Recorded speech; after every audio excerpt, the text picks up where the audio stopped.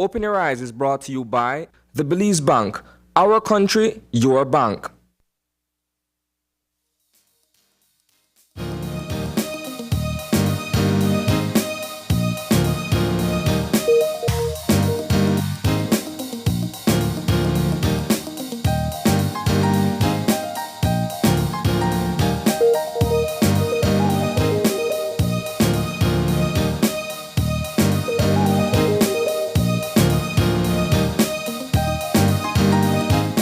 Good morning and welcome to Open Your Eyes. Start your morning right. I am John Palacio. And I am Brighton Cod. And thank you for joining us this morning. A wet one in the city, B. My goodness. Yeah, it's a gloomy morning, John.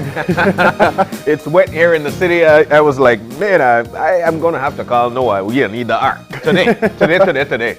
Because it was raining so hard here in the city, upon arrival here at work, things simmer down a little. Yeah. But there's a difference because blue skies over the southern part of Belize City or southern Belize district, and just gray skies, northern eastern part of Belize district. Yeah, it's one of those love-hate relationships that I have in the morning when it rains. Really? I mean, during the day, because I train beach volleyball, I like the sun. And we like to play with the element of the sun. But when we see the rain in the morning time, it's difficult to get up sometimes. Yeah, I could just imagine. It's a part of work, but at the same time, Mother Nature not enabling you to do that. So what happens then? Don't you go and do maybe some physical in the gym or some sort?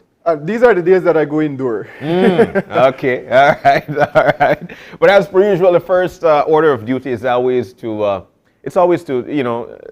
talk to you about what's buzzing in the newscast. Last night, it was a packed newscast. There were a lot of things coming out of it, and primarily so, Brighton, the Minister of Education took most of it in terms of education, in terms of the marijuana issue, in terms of the rise of bread issue, the 16, AKA pack bread, So that was also one of the hot things because. And let's start there. The cost of living is definitely high, but a lot of people continue to throw that stone here at home. We fail to realize that this is for me because one of the things we do here is that we also monitor international news to see what's going on here, there, everywhere, and it is rising for the most part in most parts of the world, in fact, across the world. And so some things might go up, but he is right in saying that, hey, there is a specific cost to commodities such as that. Right. There is a set price. So you're not able to raise the price of such thing when in reality it hadn't passed through cabinet as yet. Cabinet must have the say, put it there, and then eventually you levy that to the people. And so these are the things. This is the reason why the media is very important, because what we do is that we flag these things so that the masses know that, hey, you're being dealt with when it comes to prices. Yeah, certainly. When I watched the news last night, it's basically a contravention. What the minister is saying is that there's a contravention of law that's happening when these prices that are controlled, they spike or they increase, and it's a form of price gouging. Yes, it is. And certainly we have to be cognizant as civilians, as a community, as to what we're conscious or not conscious about, and it's important that we're able to know these things. Like you said, the media brings it up. It's important that we are aware of the situation so that we could, I believe there was some indication that there will be a price gouging committee. Because of the rising cost of wheat. Right. Yeah. And I must say that while indeed the cost of living is rising globally, because even when I was in Finland, it was the same thing. There you go. Certain commodities have gone up, and it has been impacted indeed by the war that's happening in Ukraine, Russia. Ukraine and Russia. However, there are certain commodities that are controlled or under control price, and like the minister said, it is a contravention of the law if people are selling, for example, the 16-ounce pack of bread for $2.50. When it's supposed to be $2, I think, $2. Or $2.25, somewhere around there. But they're different styles. There we go. Well, I had a special white. Me like that. But there are different styles. I know that the special white go for $2.75. I think, $2.75. The Pullman is supposed to be somewhere around $1.75 or $2. But I know also the special white there in red, that's supposed to be $2. Then again, you know, so we see all these various brands of bread here in our country. But we want for folks to understand that when you're in a store and you see these things happening, then it's best that you make mention of. Right. Because what happens is that it catches the masses, and then people, every day, people want to eat packed bread. It's the easiest thing. If you lift work, when you lift work, you still have to study. The easiest thing to do is to go to the store and buy a packed bread. And then, you know, you feed a family, and then eventually, because it's quick. And so therefore, you find out these things, you let the authorities know so that the authorities could get it dealt with until cabinet says, then eventually these prices will eventually go up. But we see it with bread, we see it, I think, there were a few more commodities that eventually people just started to raise. I think one canned beef to buy. Somebody put a price out there, or 11 something. I'm like, ooh, you did not my kitchen. No. You know, so there's so many things that we could eventually, if you see it out there, then eventually you alert the authorities so it can be dealt with in the proper way. Another thing coming out of the news last night with the Minister of Education, the Honorable Fonseca, is the fact that schools for now will be only 4 days. And I guess one of the reasons for this is because, of course, the 10% that have been taken away from public officers, especially so teachers, and so therefore they work Monday to Thursday, and then on Fridays, well, it's basically maybe they go to the office or maybe it's a rest day for them. I'm not sure there. And one of the things that was signaled by the Honorable Francis Fonseca in the interview yesterday is that there is a working relationship and a relationship of professionalism and respect between the representative from the Belize National Teachers Union, Senator Elena Smith, along with the government of Belize, in being able to navigate the conversation around the 10% cut and being able to work together as a government and as a representative of the BNTU to be able to push forward what's important, what has to be prioritized for the betterment of education for our young people. Rightly said. Indeed, that's one of the things that eventually shall come out. We see these people out, you know, they continue to be in meetings to try to dialogue with each other and try to come up with the best way forward for them. I think it's definitely, especially being in a 2-year pandemic such as what we're in right now, and children not going to school, one of the greatest things for children is to learn how to be sociable. And not being in the classroom does not allow for that to happen. People had to learn how to love each other from a distance via a screen. And at this particular point, that's one of the things that we're seeing. Look, I'm a parent. I've got an 11-year-old and a 4-year-old that's going to school. A 6-year-old nephew that's going to school. And it's different now. It's like, you know, back in the days when we didn't have all these technology and stuff, and I want to blame myself for the fact that parents aren't allowing for children to use the technology they've got the right way. And so with respect to technology now, it's not the conversation in the home or the learn the ABC and the 1, 2, 3. It's actually learning what's there on that tablet or on that phone. And then eventually that's the lingua they speak now. And so learning to socialize, and I listen to my daughter, and she would be like, and this one, that, and maybe they shush, but this one, that, and that one is like, man, this is different. This is not how it used to be back in the day, you know? So we see what the impact the pandemic have played with respect to education and these children, and then having to go to school or go online. Then going to school 1 or 2 times for the week. So the rollout it's a tough one, especially for the teachers as well.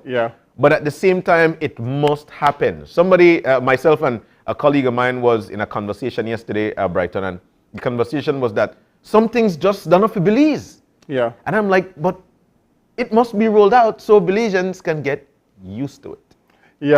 On the conversation of technology and the utilization of technology by students, I was speaking with one of my cousins last week. She's in Standard 6 going into first form soon. And my mom wasn't able to navigate something on her phone, and she gave it to my cousin, and my cousin did it very fast. And she said, man, he said, why is it that Belizeans of the past are so primitive in terms of the way how they utilize technology? And I said, well, you have been brought up in an era of technology, and so it's easier for you to navigate and understand all the details and all the fine prints that the older generation won't understand. Wouldn't understand. And so I think it was certainly easier for this era of students to navigate school via technology. But certainly, as a community, we need to ensure that the social interaction aspect is looked after as well. Yeah. And that comes with the face-to-face engagement that you experience when you're in class, dialoguing with students and teachers. Yeah, primarily so. That is something that we won't be able to take away, or we should not be able, or should not take away from our students and teachers, which would be the dialogue, because it's the social aspect of it. You're able to, eventually you're going to meet people, and how do you meet people and not be able to interact with them? Well, that's going to be a little weird.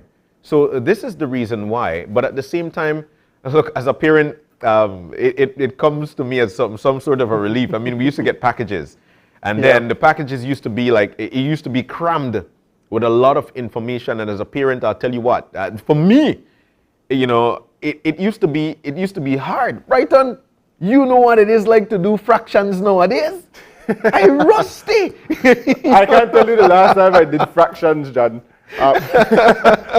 You know, so these are the things. So you know, those things were crammed, but there were also online classes to try and teach your children how to deal with the fractions and whatnot. Yeah. But it's totally different from being in the classroom because you're distracted on the screen. Yeah. And you know, you're distracted on a screen. You're not maybe mentally there. Maybe you've got something on the side of the screen. You know, so all of these things. So to get back to full classes is definitely something that I totally endorse. I mean, let's do it simply because our children really need it. I think the report said 600 and something schools across this country, something along that line. Yeah. So that means that there is no excuse why no children or children should not be in classes. You know, there is no excuse there. Or, you know, even if it's rural areas, let the children go to school. It's very important that we do so. So that was one of the items coming out of last night's newscast as well. I'll tell you what, Brighton, because of the interest of time, one of the things that I'm looking at is also the coronavirus pandemic. You know, and we are seeing, for me, this is what I'm noticing, rise in numbers when it comes to new cases over recoveries. Yesterday, somewhere around what? I think about 6 more. Yeah. So we see a slight trickling up. It's not like, you know, the first wave and the second wave and the third wave where you found 100 new cases to like 2 recoveries, 500 new cases. We're not seeing that.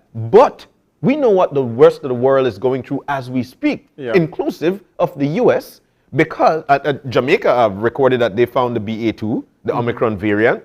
So we know what the rest of the world is going through at this particular point. So for me, it is alarming because of the fact that we continue to see rising numbers, even though minimal, but that's also a cause to me to be vigilant about it. You know, certainly it's something we have to stay urgent and vigilant about as always. If you're in tight settings and you feel the need to use your mask, we know that it's not mandated that you have to. Do so. If you feel like it's going to protect you, continue to wear your mask, social distance. You must do that, but we know what the Easter vacation was, Easter weekend was like. We saw all the videos on social media of people here, there, everywhere, nobody wearing a mask. You know, it's a part of the transition as well that we're going through. We know how these viruses, they work. We know that at some point the pandemic will have to come to an end and the WHO will have to say, okay, the pandemic has now ended. And I feel like we're moving more towards that situation. Even though there is the development of other variants, we see that the vaccines have worked and we're not seeing as much deaths as we used to before. There are the numbers right there. New confirmed cases 13. And new recoveries 10. That's a 24-hour calculation in terms of the numbers recorded over 24 hours. And this is, of course, countrywide. And so when we see these numbers, yes, they're very, very, very low, and we're so thankful for that. But at the same time, when you see days whereby the new confirmed cases are more than the new recoveries, I get a little worried, man. You know, this for me, because I could remember, well, I think today was what? Wednesday? Yesterday, those are the numbers. Monday had a slightly higher number. And last week, it was, for the most part, more new cases than recoveries as well. Yeah. So that's showing a slight rise. And, you know, I just want for folks to understand that the pandemic is still here. It's still upon us. And so therefore, we must be vigilant with whatsoever we do, howsoever we do it. Mask, again, like you mentioned, Brighton, it's not mandated. But if you feel that you need to wear a mask, then please, by all means, wear a mask. We've got free vaccines in our country being rolled out. You know that you need to take that vaccine, or you feel like, you know what, it's my time now, then go on out, get your vaccine. If you've taken one dose and you feel, oh, you know, I felt a little weak, so I don't want to go take it again, take your second dose. It's important that we do this, please. Yeah. All right. It's the time of the morning. We move on to let you know what the weather is going to be like. Man, it's raining out in the city, but we do hope that everything is nice in your neck of the wood. As soon as we, all right. Should I steal third base? So we should read it? All right. Oh, there we go. All right, so let's go to our eye opener. That's what we'll do. All right, so let's get to that. Brighton, it's additional motivation for the morning, actually. Yeah. And not the eye opener, but additional motivation, and it comes in the form of the eye opener that goes a little like this. By focusing our light on our fears, they are revealed as mere shadows that disappear in the presence of mind and spirit. One of humanity's biggest fear is losing what we have. It is healthy when fear of loss helps us to take steps to protect what we have worked hard to attain, but it is unhealthy to continue to fear something we can do nothing about. We need to remember that focusing our energy on fear can actually create what scares us, and holding tightly to what we have keeps us from participating in the universal flow of abundance and instead creates stagnation. Since we can only really control our thoughts and our responses, gaining proper perspective may be key to conquering such fears. By focusing our light on our fears, they are revealed as mere shadows that disappear in the presence of mind and spirit. We can choose instead to direct our thoughts and creative power toward things of true value like love, abundance, peace, passion, and joy. These are energies that are always available to us when we place ourselves confidently in the universal flow of abundance. Brighton?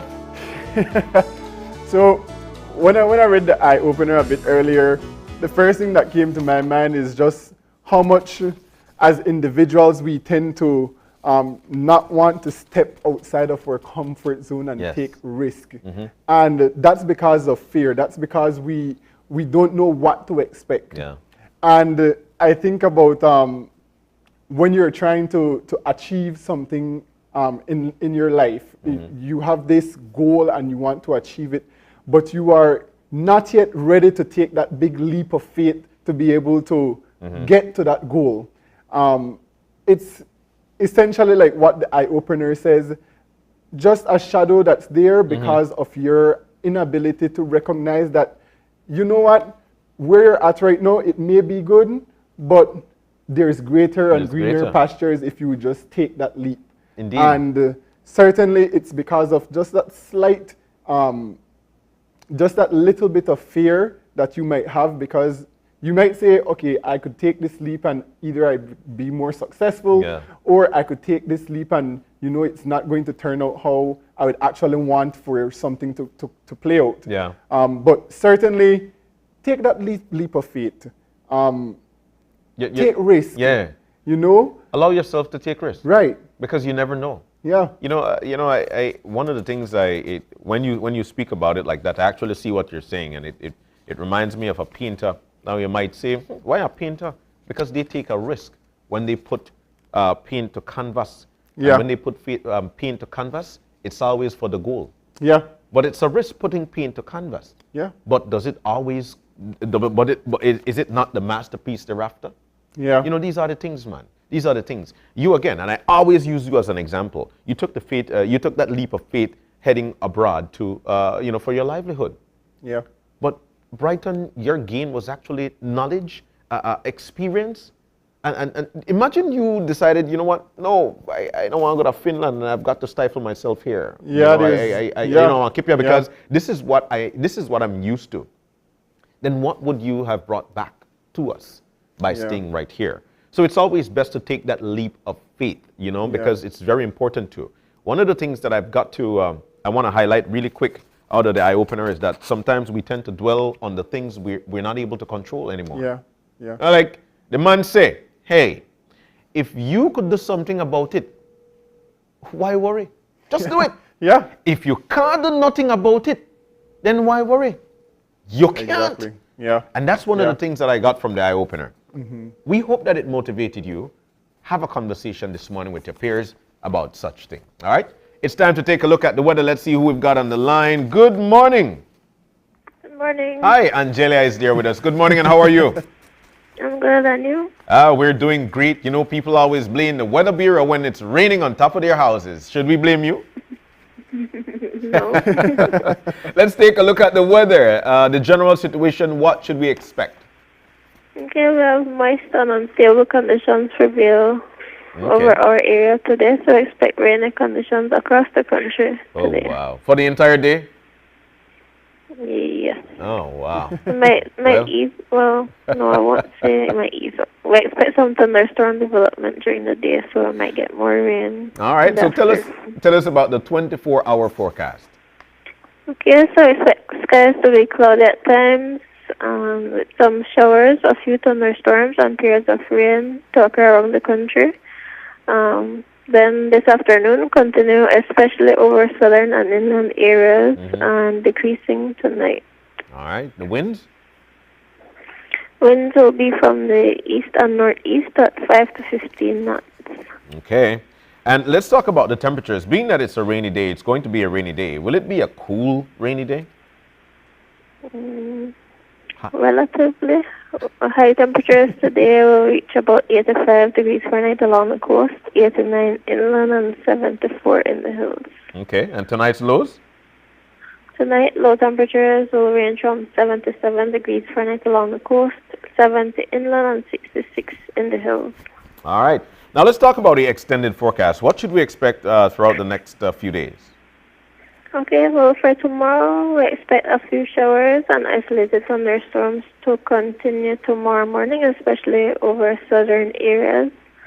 And then by tomorrow afternoon, we expect only isolated showers, so generally fair weather towards the weekend. All right. Are there any advisories, watches, and warnings? No. All right. Well, you've warned us, Angelia. Thank you so very much for joining us this morning. You're welcome. All right. So there we go. Now we know exactly what to expect. Yeah, it seems like there's going to be rain today, tomorrow. And so I guess it's just going to be an indoor week for me. It's going to be an indoor, yeah. You know, especially with you and your profession of being a professional volleyball player. And then again, you venture off also into beach volleyball. You stay in, my brother. Yeah. Or go to the gym, man. You know, you could do that. Yeah, certainly because find another way to occupy my time. That's it. I'll tell you what, Aaron Neville sung the play, and it feels like rain. All right, it's that time of the morning. We move on to let you know what we will be venturing off into for today. As a matter of fact, we'll be kicking things off this morning with a very important topic, something that I wanted to hint off during our primary chit chat this morning. But it is about domestic violence. Our first conversation this morning is going to be about domestic violence, the domestic violence unit of the Belize Police Department. We'll be chit-chatting with the professionals there to tell us what to, how to, when to, in terms of making those reports. All right, that's the first segment.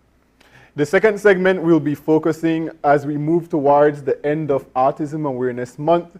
We'll be having chit-chat with a representative from Autism Belize, an autistic child, as well as an occupational therapist, as we continue our advocacy for children with autism. That's right. So we'll be looking forward to that conversation as well. That's going to be the second one. In the third segment this morning, we'll be joined by Rotary Club of Belize Sunrise at the My Squad. That's My Squad. They'll be discussing RYLA, Rotary Youth Leadership, and their conference is going to be, our conference actually, is going to be this weekend. And so we'll be joined by two Rotarians to tell us exactly what it stands for, what's going to happen, and how beneficial it is for our youths of today here in Belize. We've got that and more right here live on Open Your Eyes. We're about to take a break. When we come back, we'll be jumping into our conversation. Stay with us. We'll be right back.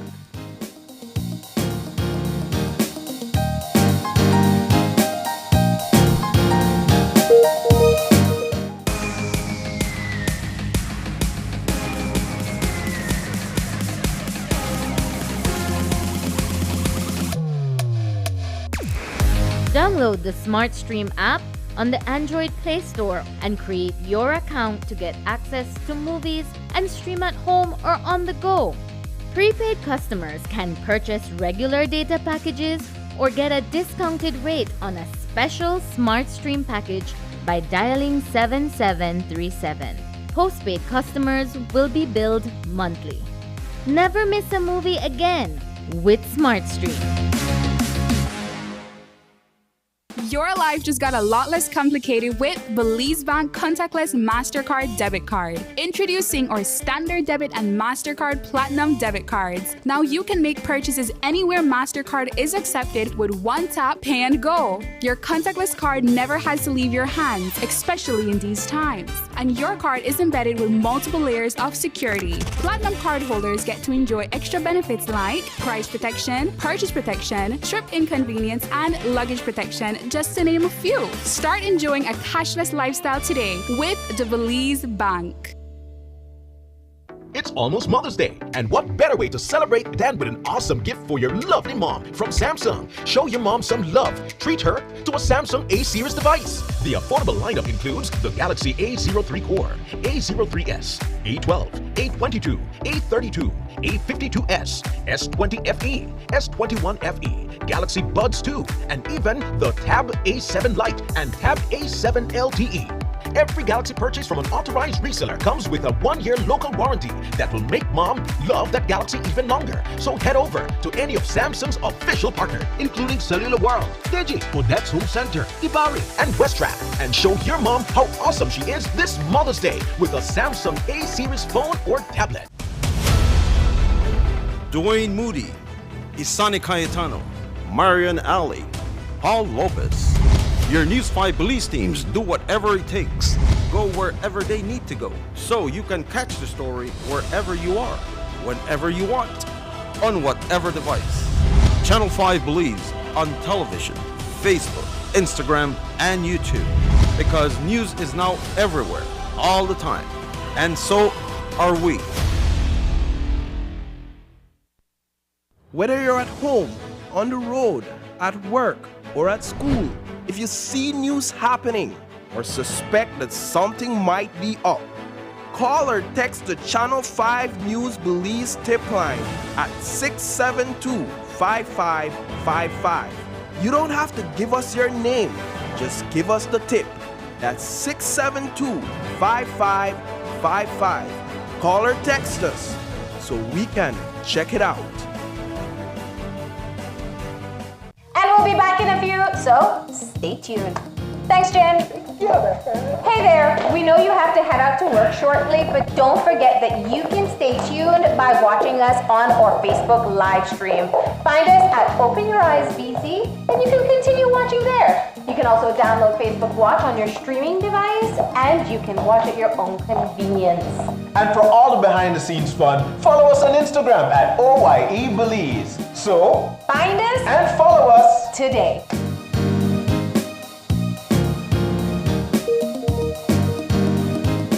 When someone you love becomes a memory, the memory becomes a treasure.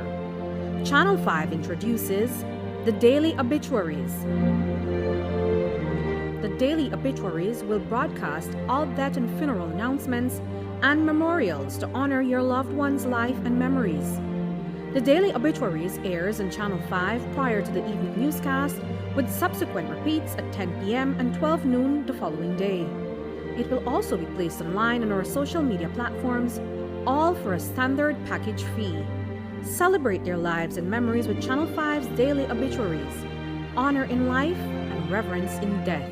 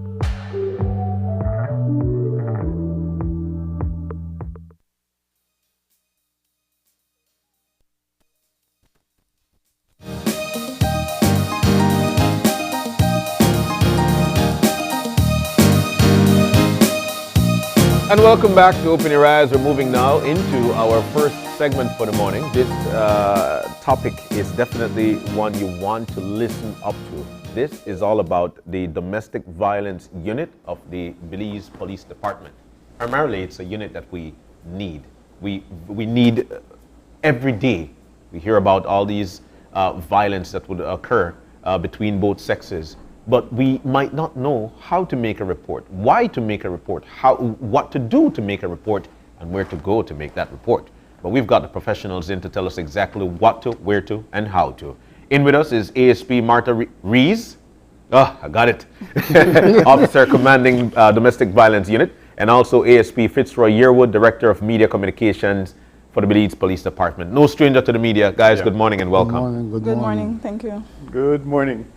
So, domestic violence is a very, very sensitive issue, and it's one that continues to ravage the Belizean society day in, day out. And we know that the police department is one of the first to respond to cases of domestic violence, or it is the first agency of the government where individuals who are victims of domestic violence will seek some type of assistance or make a report. Speak to us about the domestic violence unit and what the mission is of that unit, and we can navigate the conversation from here. Okay, good morning again. Where the domestic violence unit is concerned, we respond to all incidents of domestic violence that are reported to the police. That is either through our 911 hotline. We have a domestic violence unit hotline in Belize City.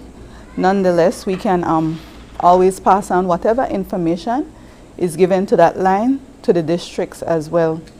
And that includes immediate family within the household. And in Belize City, we extend to family. As long as you're blood related, we would deal with the matter. And we respond to all incidents, even if it is not reported by the persons themselves. And we try to act as best as possible on those information and try to convince those persons as well to make a report. Primarily, because we know that there'll be a lot of people who want to know what to do, how to do, when to do. But primarily some folks might not even understand what domestic violence is. We've seen a lot of stuff in the news. We've seen everything from tit to tat. But it might be happening to some people and they don't know. They feel maybe it's physical, I'm being dealt with physically, when in reality, that it's more than just that. So let's define what domestic violence is.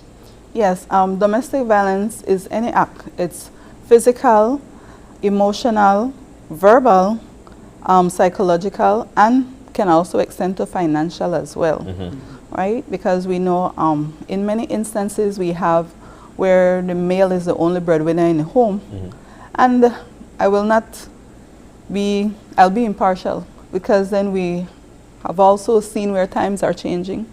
And then we have some where the females are the breadwinner in the home. And we know statistically, yes, 85% would be more females who experience domestic violence, but we also have males who experience domestic violence as well. Yes, so when it comes to the verbal, you know, the name calling, telling them they're worthless and all of that verbal. Psychologically, it can also affect a person because you're not being harmed physically, you can be affected emotionally. I mean, abandoning the person, maybe not caring for their needs, that can affect a person emotionally. Indirect threats, not necessarily saying anything, but the things that you do. Emotionally, you're in a house, you slam a door, you know, being upset, and it's a continuous behavior. All of those can be domestic violence. So for statistics, how many, I'm skeptical about asking the question, but I know that this forum is definitely one too. How many domestic violence report would you say that we get in a day in our country, in Belize? In a day? Okay, if we would calculate an average of 100 for the month, you divide that by the 30 days, you get at least 3 or 4 reports per day. Man. Yeah. You know, there is a stigma as it pertains to the police department and how they respond to domestic violence cases, but that's because we are not aware as a society what the police department has been doing in terms of domestic violence, in terms of the domestic violence unit. However, there is also a community of us who would say victims are afraid or do not feel that they could approach the police department because there is a lack of confidentiality that we have seen from time to time in terms of the release of reports being publicized without consent of the person who goes in to make a report. And we've seen that in the situation with the former leader of the opposition when the victim went in, she made a report, and that was released to the public. How is it that the Belize Police Department is addressing what the community would see as an act of public service unprofessionalism in terms of the confidentiality of victims who come in to report those cases?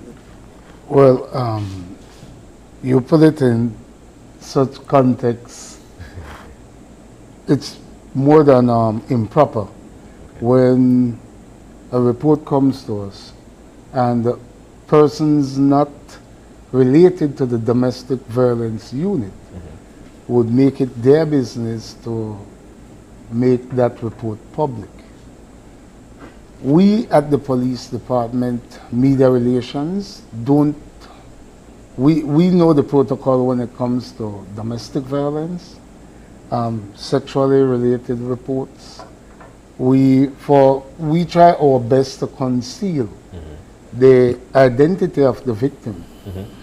And when we find, like in that case that you mentioned, would occur, we leave no stones unturned to try to find out who would do something like that that would be disturbing, not only to the public, but to us that work in this profession and take this as our career. Yeah.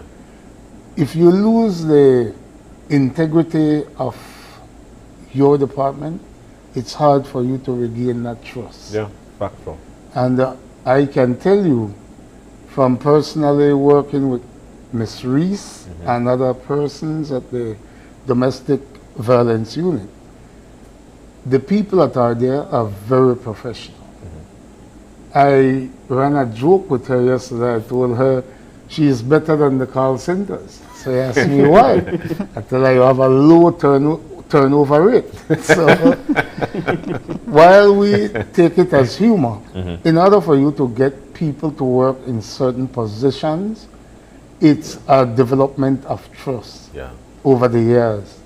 And I can tell you that I hardly ever see anyone being transferred from domestic violence unit. I am not going to swear for everyone there, but I can tell you that we have established that that leak didn't come from DVU itself. Sadly, it was leaked because I personally did not release that information. No one in my office released it. And it's very disturbing. Though I don't care who the victim or the accused is, I treat every case with the same respect that I treat a regular case. When I say a regular case, people might say, oh, it's the former people of stature leader.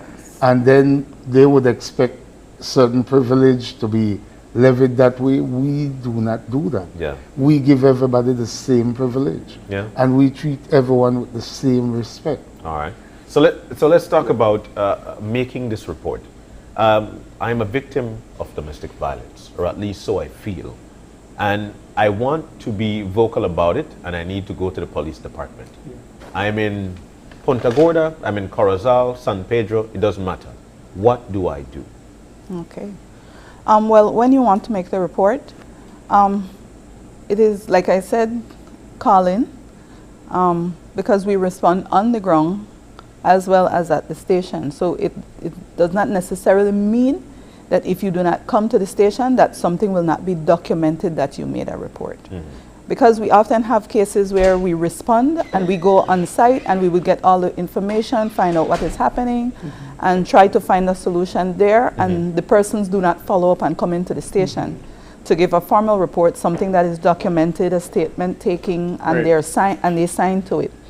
But all of those information are entered in the system, because it is not just about arresting and charge. We're also there to guide them as to how to go about finding assistance, because some don't necessarily want an arrest to be made. Of course, we know when it comes to domestic violence, all the victim wants it to do is to stop. And if that would mean wanting the person to change, because we do know people can change. We've had many incidents that are a one-time incident, and we've not dealt with the persons again, and we've not heard anything coming out of it, right? So they go to the state, they can either call, the police will respond, or they can come to the station and make the report. We advise them on the court process. If it is that they want orders and they don't want to have the matter go to the magistrate court for us to arrest and charge.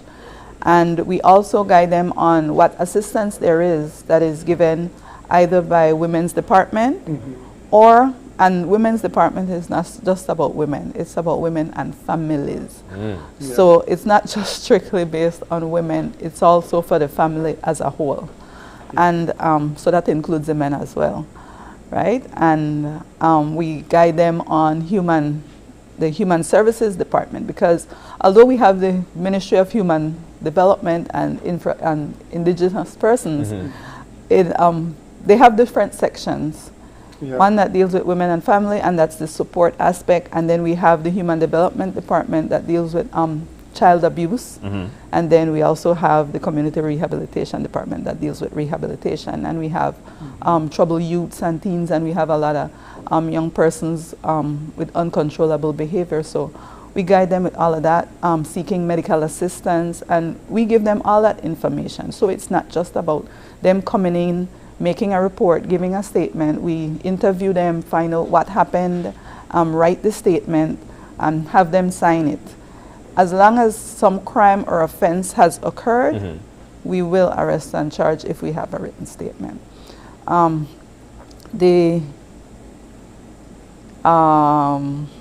it comes to making the report, we also do mediation with both parties. With both parties. Yes, with both parties, if that is requested.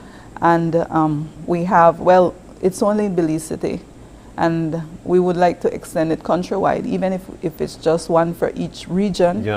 We have a counselor as well. So we've had a lot of cases where we've referred to her as well. She is in-house at the Queen Street Police Station with us. She has her own private space, so it is not as though we know what is happening. So it's discreet. Yes. She has her own private I'm glad space. you've mentioned that, because it seems that we're trending a bit towards some aspects of restorative justice and being able to use mediation as an alternative to be able to settle disputes. But I also want to touch on what the capacity building of the officers are like in terms of being able to respond to these types of cases. What type of training is being provided to the officers to be able to navigate such a sensitive issue? Okay, yeah, because we know it's not just the persons that work at the domestic violence who are the first responders. And with the pandemic, we know, thank God it's over. Well, it's not over, but thank God we're slowly trying to go back to some sense of normalcy. Well, we have continuous training, right? And it comes as in-service training, and we're trying to and we have a training support unit, and we're trying to continuously train everybody, because it's not just about the persons working at the domestic violence unit. I myself do training as well. I try to do at least 1 day or 2 days training where domestic violence is concerned, especially for those first responders who are not domestic violence officers and who are not continuously dealing with these situations. Yeah. And I will not say that, yes, we do have some instances where maybe we get some bad reports, you know, where officers did not respond quite adequately. And as you said, capacity building, that is where training comes in, and we're trying to do that. And I'm looking forward to preparing for trainings as well, and I think it's best that we reach countrywide, and we're trying to work on that. Which brings me to Fitzroy again. With respect to training and whatnot, you did allude to the fact that when it comes to especially cases like Brighton had mentioned, it's not coming from the Belize Police Department, from your office specifically, that would house these information. So how do we train these officers to be discreet with you know, and try to build trust within the public, so as to for them to know that, hey, your information is not going to be leaked, the police department is to be trusted? We, like Ms. Reese said, we had a little break because of the pandemic, but we actually traveled, the public relations unit, and Ms. Reese personally, countrywide, and we try to train every officer. It's almost impossible to do that, but we just sat down and discussed again that we are going countrywide together. Because I believe, like you said earlier, DVU needs that extra tender love.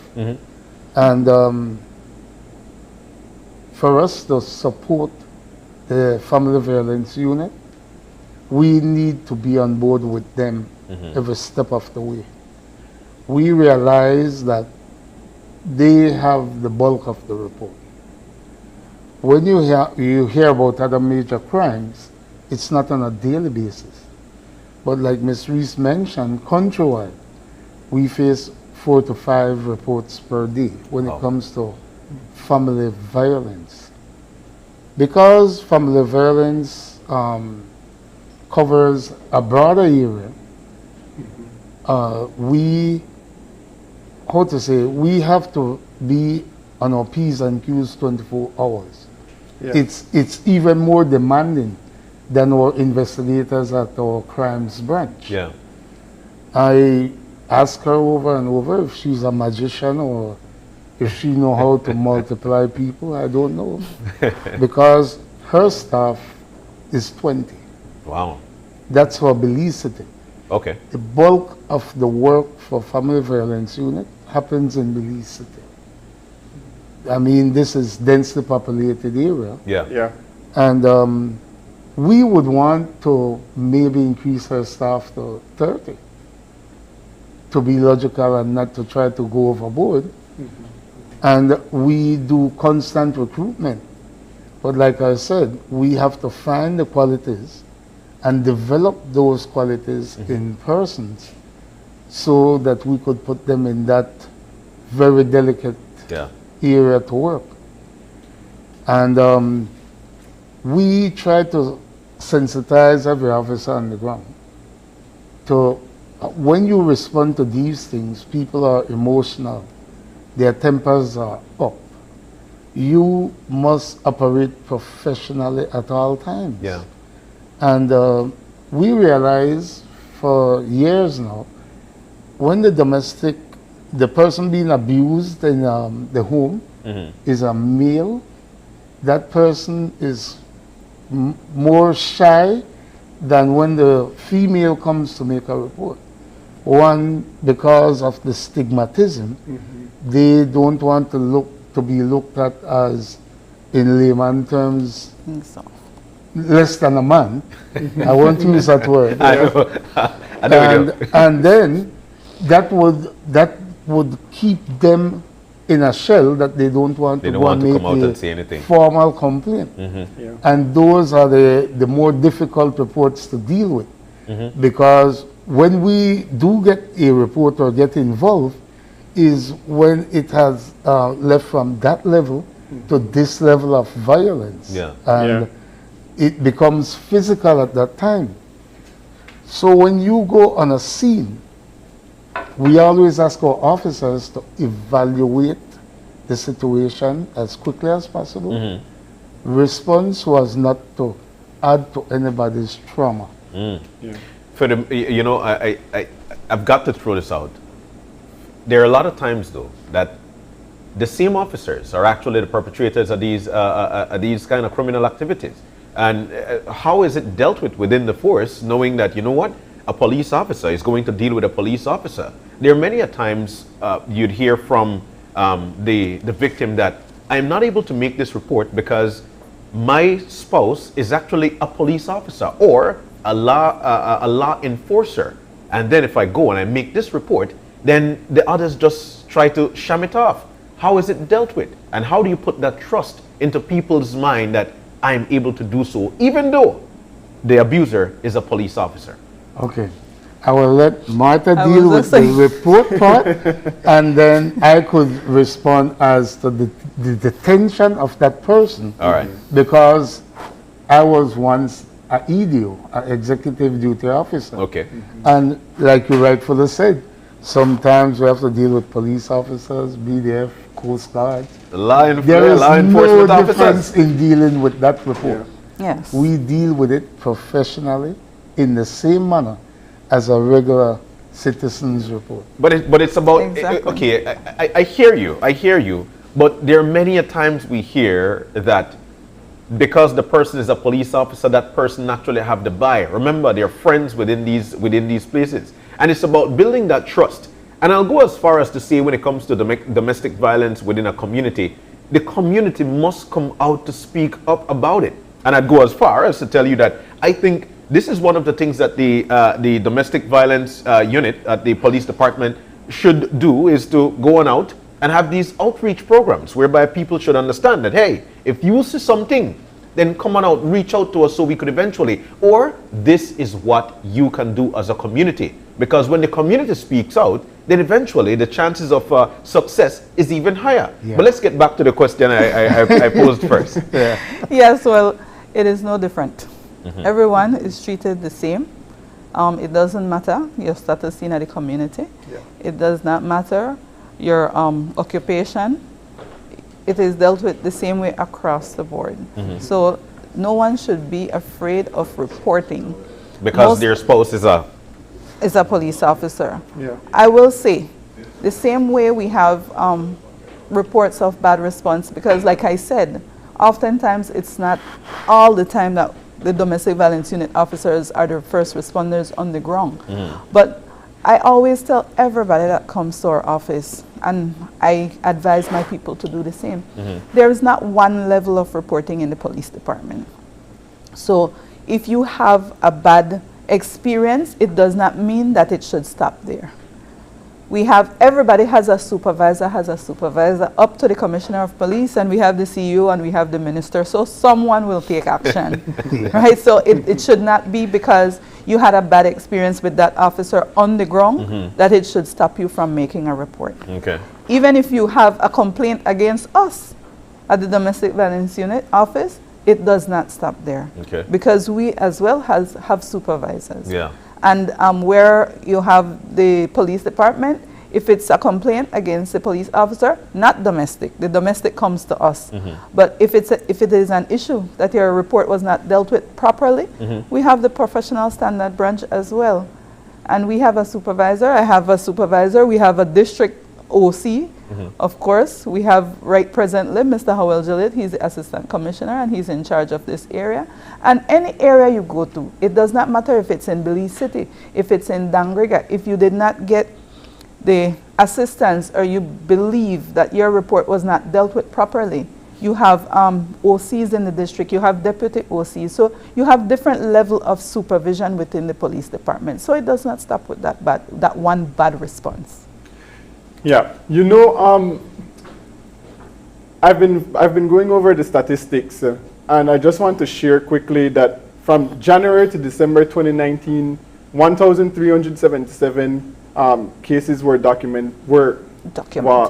reported, but under future reference. In 2020, that was 1,525.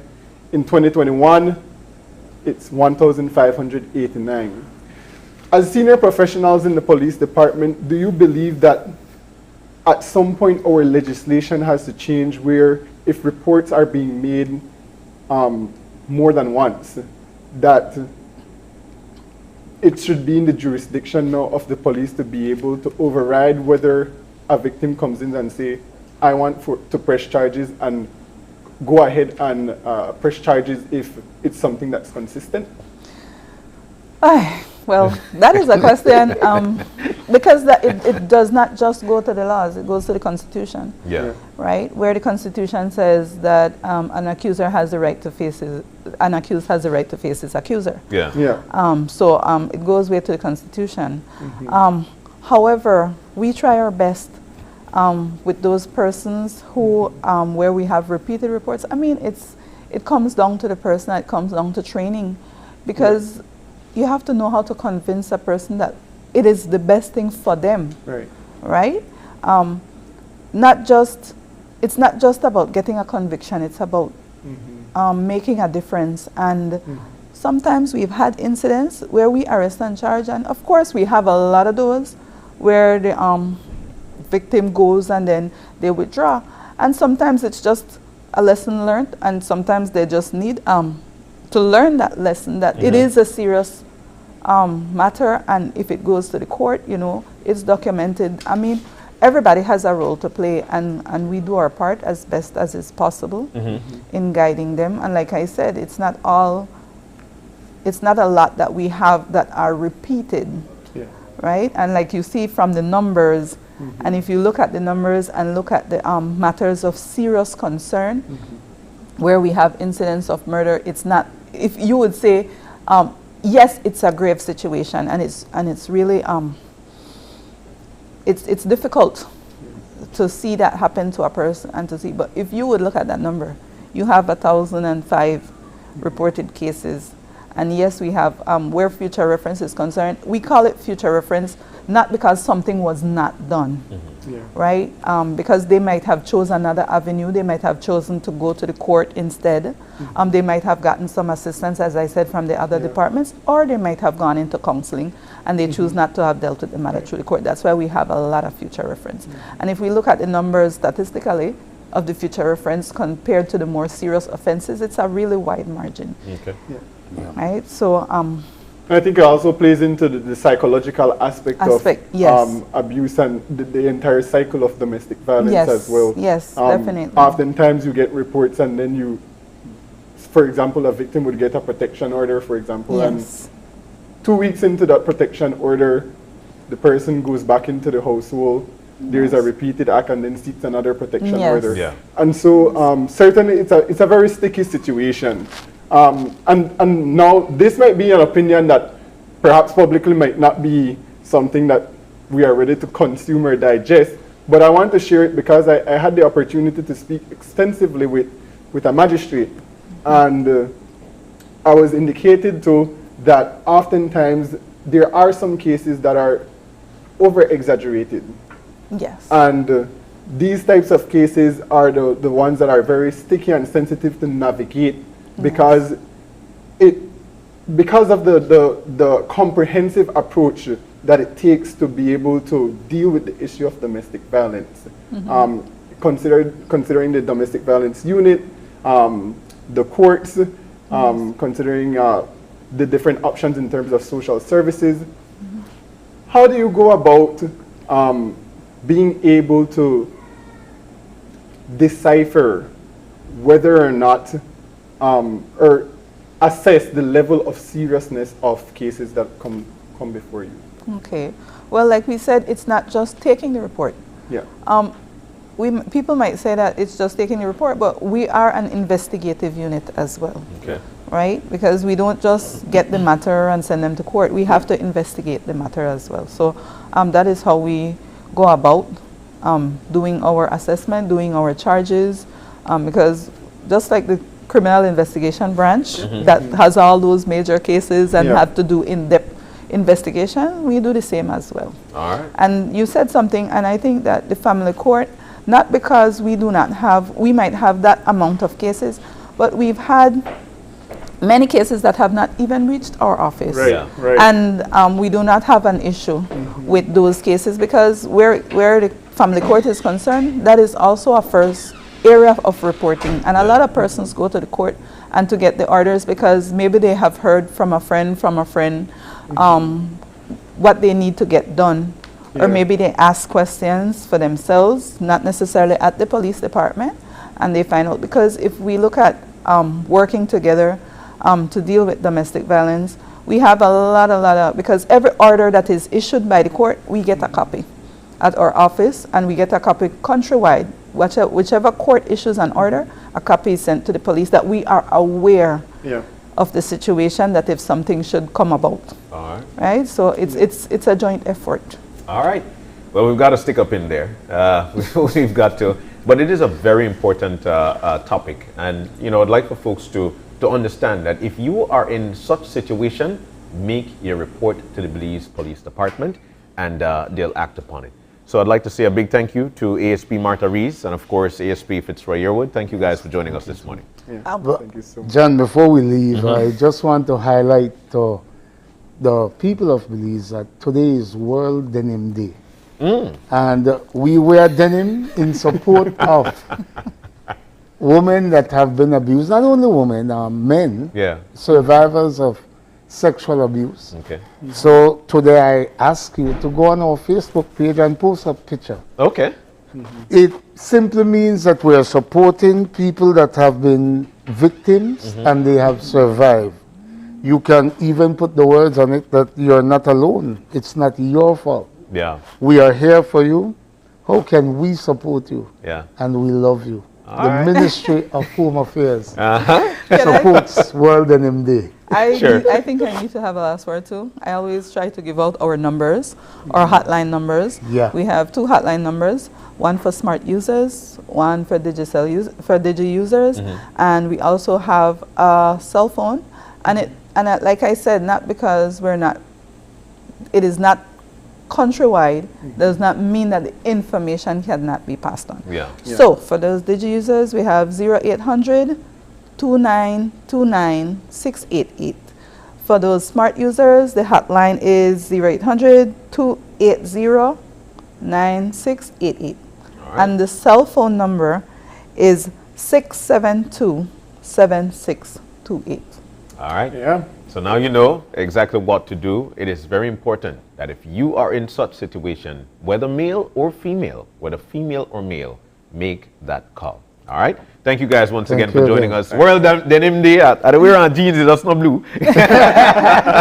But we know Fitzroy, he's right there in tune with it. We're going to take the break. When we come back, of course, the conversation is going to be about the end of Autism Awareness Month. And we'll be talking about advocating for children with autism. So stay with us. We'll be right back.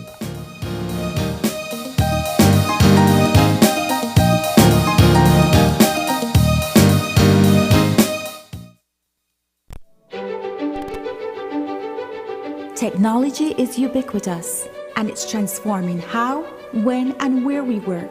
Full-Tech Systems is placing award-winning devices in the hands of information workers, allowing them to work without compromise in a world without wires, to innovate, create, and to maximize productivity anytime, anywhere, satisfying the needs of the desk-centric remote and field worker and every other worker in between.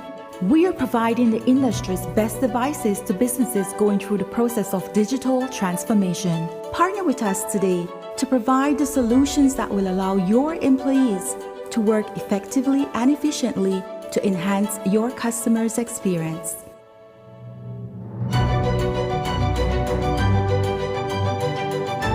Full-Tech Systems, your technology center, where you'll come for the price, but stay for the service.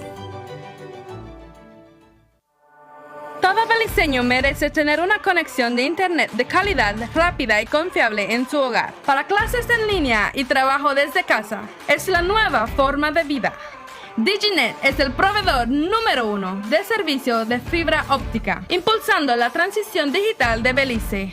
Y ahora nuestro servicio de DigiNet es aún más accesible con nuestro nuevo plan de entrada. Por tiempo limitado, tú y tu familia pueden disfrutar de 20 megabits por segundo por solamente $49 mensuales.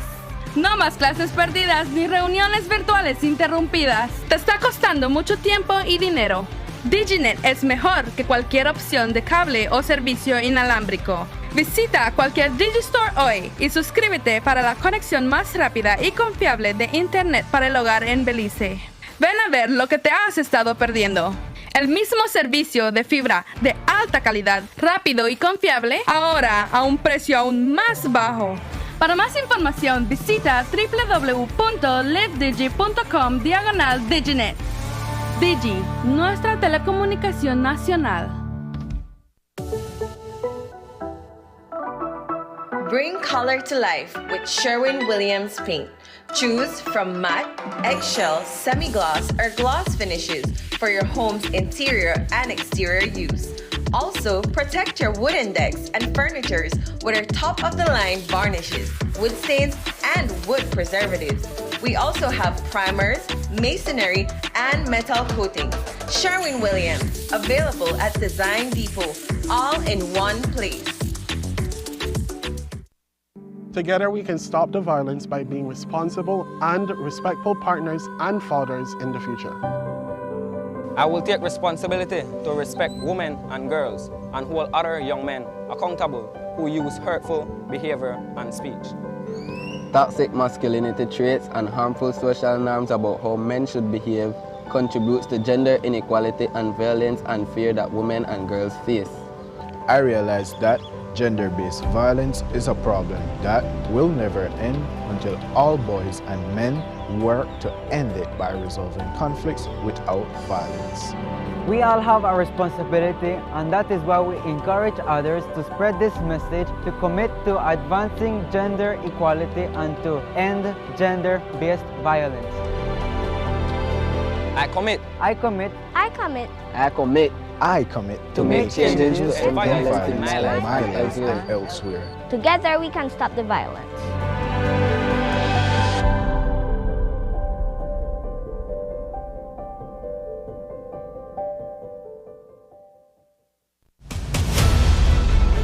Dwayne Moody, Isani Cayetano, Marian Ali, Paul Lopez. Your News 5 Belize teams do whatever it takes. Go wherever they need to go, so you can catch the story wherever you are, whenever you want, on whatever device. Channel 5 Belize on television, Facebook, Instagram, and YouTube. Because news is now everywhere, all the time. And so are we. Whether you're at home, on the road, at work, or at school, if you see news happening or suspect that something might be up, call or text the Channel 5 News Belize tip line at 672-5555. You don't have to give us your name, just give us the tip. That's 672-5555. Call or text us so we can check it out. And we'll be back in a few, so stay tuned. Thanks, Jen. Hey there, we know you have to head out to work shortly, but don't forget that you can stay tuned by watching us on our Facebook live stream. Find us at Open Your Eyes BC, and you can continue watching there. You can also download Facebook Watch on your streaming device, and you can watch at your own convenience. And for all the behind-the-scenes fun, follow us on Instagram at RYE Belize. So, find us and follow us today.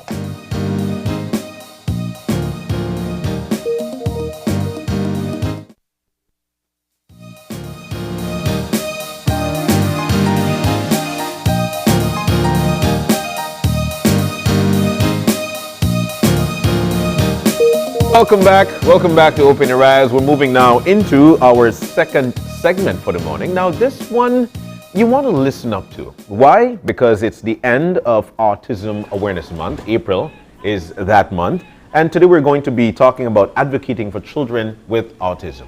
Now in to talk to us, we've got Karish Archer. She is actually an autism mom and certified Autism Belize paraprofessional. Is that it? I got it correctly? Yes. And her daughter is here. Her name is, what's her name? Kiriel. Kiriel. Woo! Fancy, fancy. Kiriel Archer, a child, of course, with autism. And we also have Asha Munieli, occupational therapist, Therapy Adventures. Okay. Guys, good morning and welcome. Good morning. Thank you.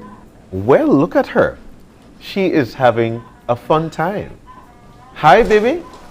Hi, Kiriel. Say hi. How are you? Let's kick this conversation off in terms of advocating for children with autism. I want to start with you, Karish. What is it like when you found out? How was that for you? And primarily, how did you find out? So, when she was about 2.5 years old, of course, being a first-time mom, you keep track of everything that's going on and all the milestones that she hits. And I noticed there was a time whereby she went, I could say, like a little silent. Yeah. So I remember I saw a child her age singing happy birthday for her grandma, and I showed her that, and I said, look here. I said, I think Kiriel's, she's supposed to be doing these things. Yeah. And I said, something's not right. Yeah. So eventually we pulled ourselves together and we went to see a pediatrician. He checked her out and he said, we're going to do an assessment. Yeah. He did the assessment and the results was moderate autism. I remember leaving that room numb, a little blur, because now not only am I a new mom, I'm going to be a new autism mom. Yeah. And what is this? Yeah. So that day I remember going home and I placed all her blocks and the coloring books and her puzzle pieces on the floor, and I said, come do it, baby, build the stuff and put the puzzles together. At that point I was just trying to force her to learn, basically. Yeah. And she couldn't do it, and I remember just breaking down. And she came to me, as small as she was, and she touched my knee and she started to cry. Aww. Because I was crying, and I said, you know what? My strength is her strength. Yeah. I need to be strong for Yeah. her. Yeah. So I said, I'm not gonna cry. I'm gonna get it together. I'm gonna do my research. And I've learned along the way, progress is so important, and it comes about with consistency. Yeah. You have to be consistent, you have to be patient, and you have to know that your strength is the child's strength. Yeah. And after I realized that, I've seen tremendous progress with my daughter over the years. So, you know, I had a conversation last week, because we've been advocating for autism throughout the month. And it seems like Wednesdays are the days we speak about it. However, I was speaking with one of my former lecturers, professors, and she also has a child who has autism. And she said, you know what, Brighton? Autism is my child's superpower. What is your child's superpower, and what do you what have you noticed about Kiriel that is actually something that, you know, this is different from the neurotypical child, but it's actually her superpower? what I always say with her condition is that it takes me into a different world. I see the world in a different light, and when I'm with her, it's just her and I having fun in a great big world. And I see the more I comfort my daughter and we enjoy our journey together, people are open. They look at me and say, okay, I could see your daughter's autistic, but you're enjoying the journey. And people, they get on board and they want to support and they want to learn about what's going on. So I remember there was a time I used to like shun away from the public, but then I'm like, why should I do that? How will my daughter progress if I'm hiding her away? We have to be out there too. And that's a way that we're spreading awareness by just letting people see what it's all about. Let me tell you, Karish, you give me a sense of warmth.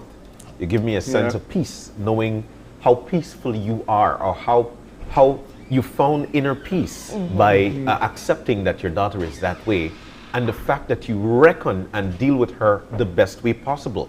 I want to go to Asha. Asha, you're an occupational therapist, and I'm looking at you as every move you're making in terms of dealing with the baby. this is professional at its best, right?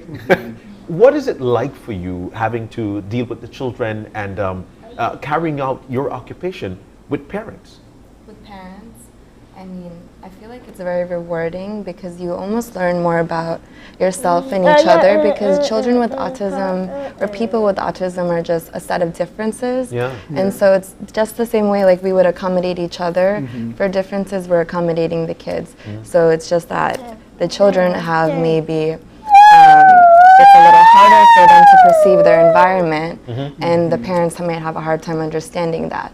I think it took probably a while for you to learn her, and fortunately for us, we get the education to get into that right away and come and be able to explain that in more simple words, if that makes sense.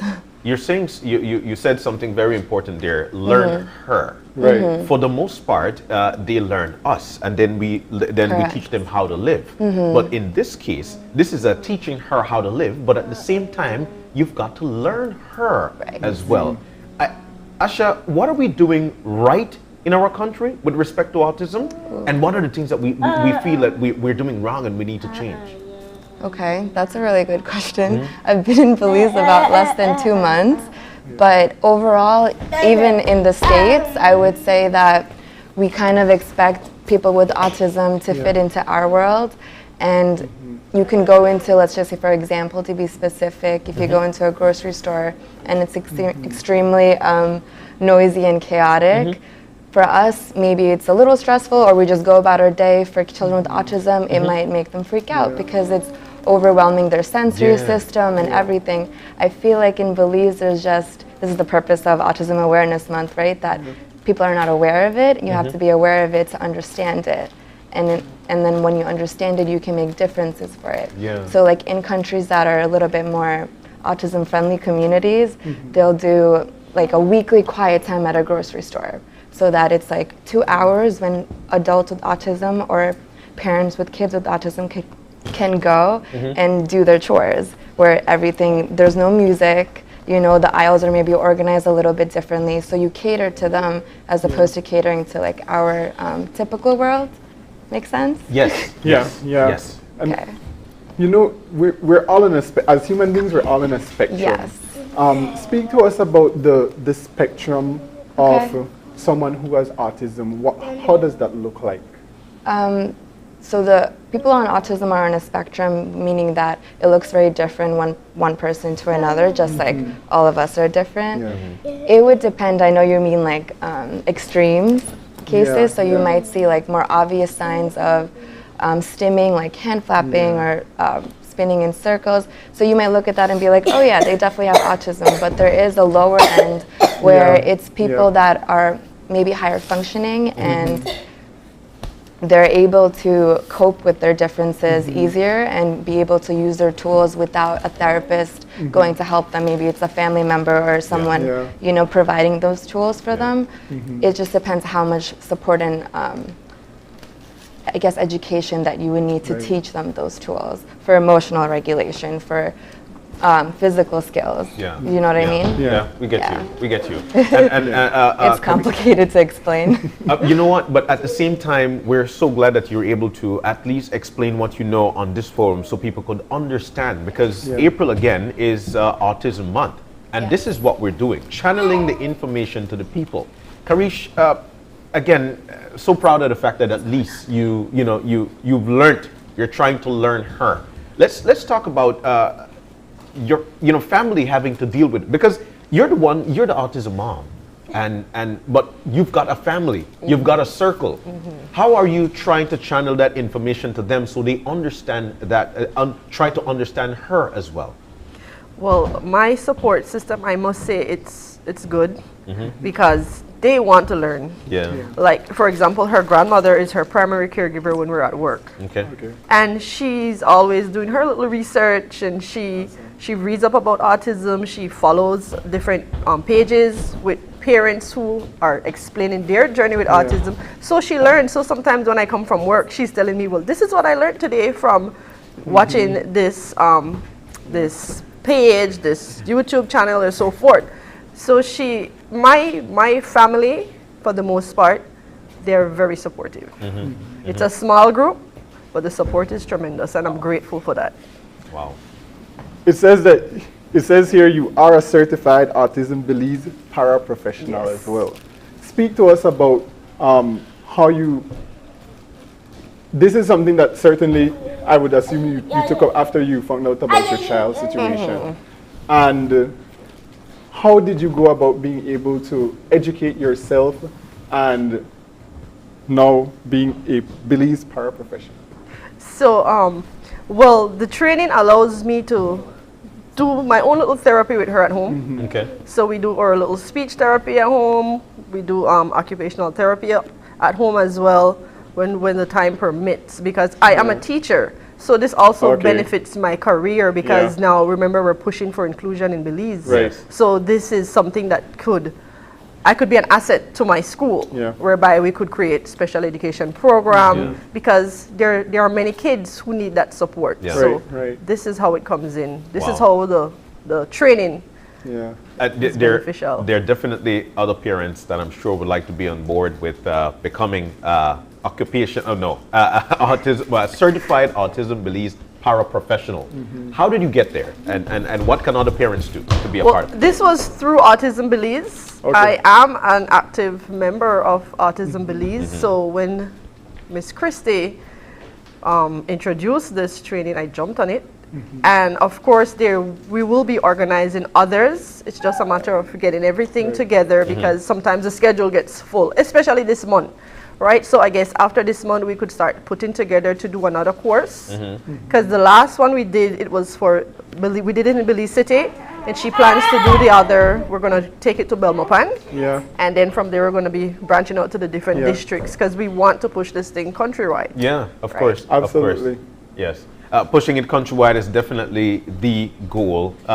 So it's the end of the Autism Month, and how are you guys going to celebrate the end of Autism Month? All right, we know that there was the Light Up Blue campaign, whereby Brighton have Sony with blue lights. And that's how I actually found out about it as well, when we had that conversation. And we're so grateful to all the organizations, the business companies, the institutions, and the homes who lit up blue for this month, showing their support for autism. We appreciate it so much. And we've done so much this month. We had our family day in Cayo. We had our fun night. We want to thank Therapy Abroad for that, and the Rotary Interactors for supporting us and sponsoring those events. It was fun. And we're going to be ending off our bang with a walk, run, and dance for Blue this Saturday, countrywide. It's going to be countrywide. So all the districts, we want to thank the town councils and the village councils and the city councilors who have supported this event that's going to be taking place on Saturday. Wear blue, come on out, run, walk, dance. Right, John? Hey, where will the venue be? Okay, for Belize City, it's going to start at the BTL Park, 6 a.m. We're going to run, walk, and dance all the way down to the Barn Bliss Lighthouse. And then back. So how do you dance all the way to the Barn Bliss Light? This one, new one. Yeah, this is going to be a new one. It's going to be fun, right? We come on out and support. Like I said, we're blue. We also have shirts on sale. $25 for our Autism Belize shirt. So that's another way of supporting the organization by purchasing a t-shirt. You know, you did mention that it's going to be happening countrywide, and I would like to know when it comes to, because you've got the core here in Belize City, of course, but how do you channel like the information, and are there places countrywide you could go to try to get the information you need when it comes to learning the child who is with autism? And that is something that we're working on. We're pushing that at the moment to get it out there, because indeed a lot of the parents are saying most things are happening in Belize, or most of the support is in Belize. So the fact that they have mentioned that to us, we've said, all right, that's something we're going to be working on, and eventually we're going to be putting the different supports in the different districts. Excellent. So sure. Primarily, Asha, again to you, as a professional, for parents who are learning now that their child is with autism, what would be some of the first steps for them to be successful in learning their child? Okay. I would say just focus on letting the child guide you instead of putting your expectations on them. Oftentimes, like, parents may be upset because their children are not succeeding in school how we may think, or maybe they're not as independent as home, like they're not getting dressed or brushing their teeth. I would say more like sit back and let see like what's going on with them. Are they overwhelmed by noises or sounds? Are they distressed by something? I would take the time out to, instead of like trying to get them to meet our demands, just let them lead you and see what is motivating to them, and then use that to later on make more of like a routine or a system to be able to teach them.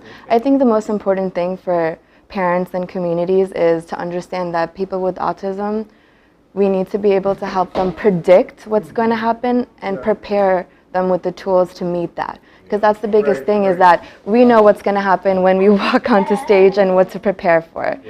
A child with autism or a person may not know, oh, I'm going to have to look people in the eye, I'm going to have to talk to them out loud. All those kind of things they won't predict by themselves. So that's our job. And I because Brighton asked the question, how do you reckon her power, her superpower? Because and I'd like this for families, of course, parents who are with children with autism. How do they reckon that superpower? How did you reckon it? Well, let me see. One thing I noticed, well, her strength, because one thing about kids with autism, there's always something they're really good at. Right, right. And for her, I think it's that physical ability. All the therapists know she's a climber, she's a runner. The first day I took her to school, the security said, "Oh, we have an athlete here." That's her superpower. Okay. So parents should, because the children, they're all with that. They're all with that. So as long as whatever it is that you identify as a superpower, nurture it. Nurture it. So follow along with it, try to push it further. So for her, we have trampoline, she has her bike, she has yoga mat, she has balls, everything. Because she's very, very energetic and she has that physical ability. So you can use that as a mechanism to kind of navigate the behavior aspect of it as well. Because I even use the techniques to teach her. Sometimes she's in the house riding on the bike while I'm telling her, okay, come and color this, and she's on the bike and she's doing the work. This is great, and we know that you guys will be celebrating this weekend, this Saturday. Here in the city, there'll be a lot, and you did mention that it's going to be countrywide, right? Countrywide. All right. And of course, we really want to thank Crystal Water Bottling Company. They are going to be sponsoring water for all the events this Saturday, countrywide. So you guys come out, you're not gonna get thirsty. We have sufficient water for you guys. All right. So which brings me again to Asha. You're going to walk, you're going to run, or you're going to dance? I'll just dance. One place, I'm not a runner. But guys, it's so nice to have you in as we close off the month. All right, there we go. There we go. As we close off Autism Month, the month of April. There's so much for folks to understand, so much for folks to know.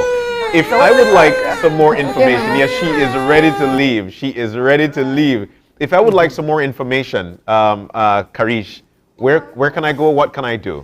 She's ready to go. At least stand up or something.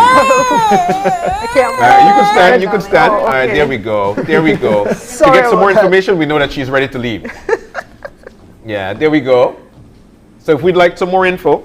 So of course, if you'd like some more information, there's the website, autismbelize.org. There are different training.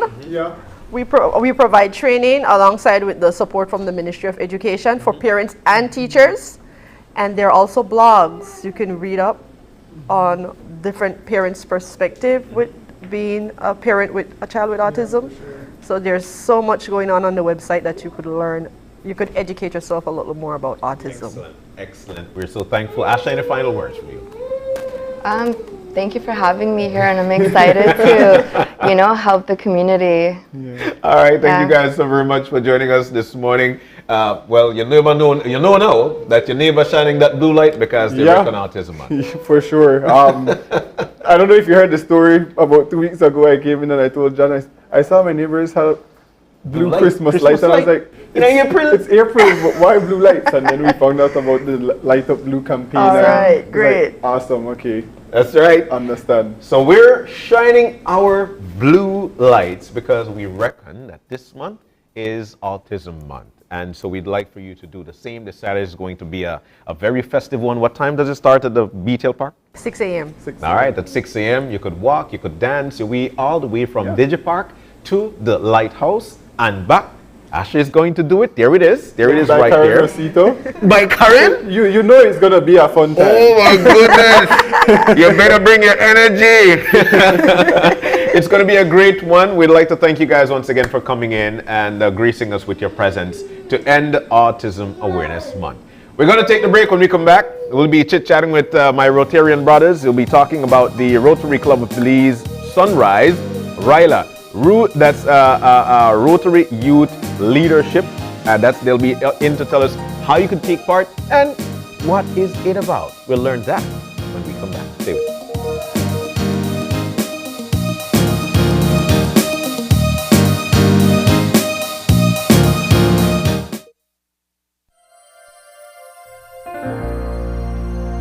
Hello, friends. This is Dr. Bob Roberts with another 60-second sermon from God's Word.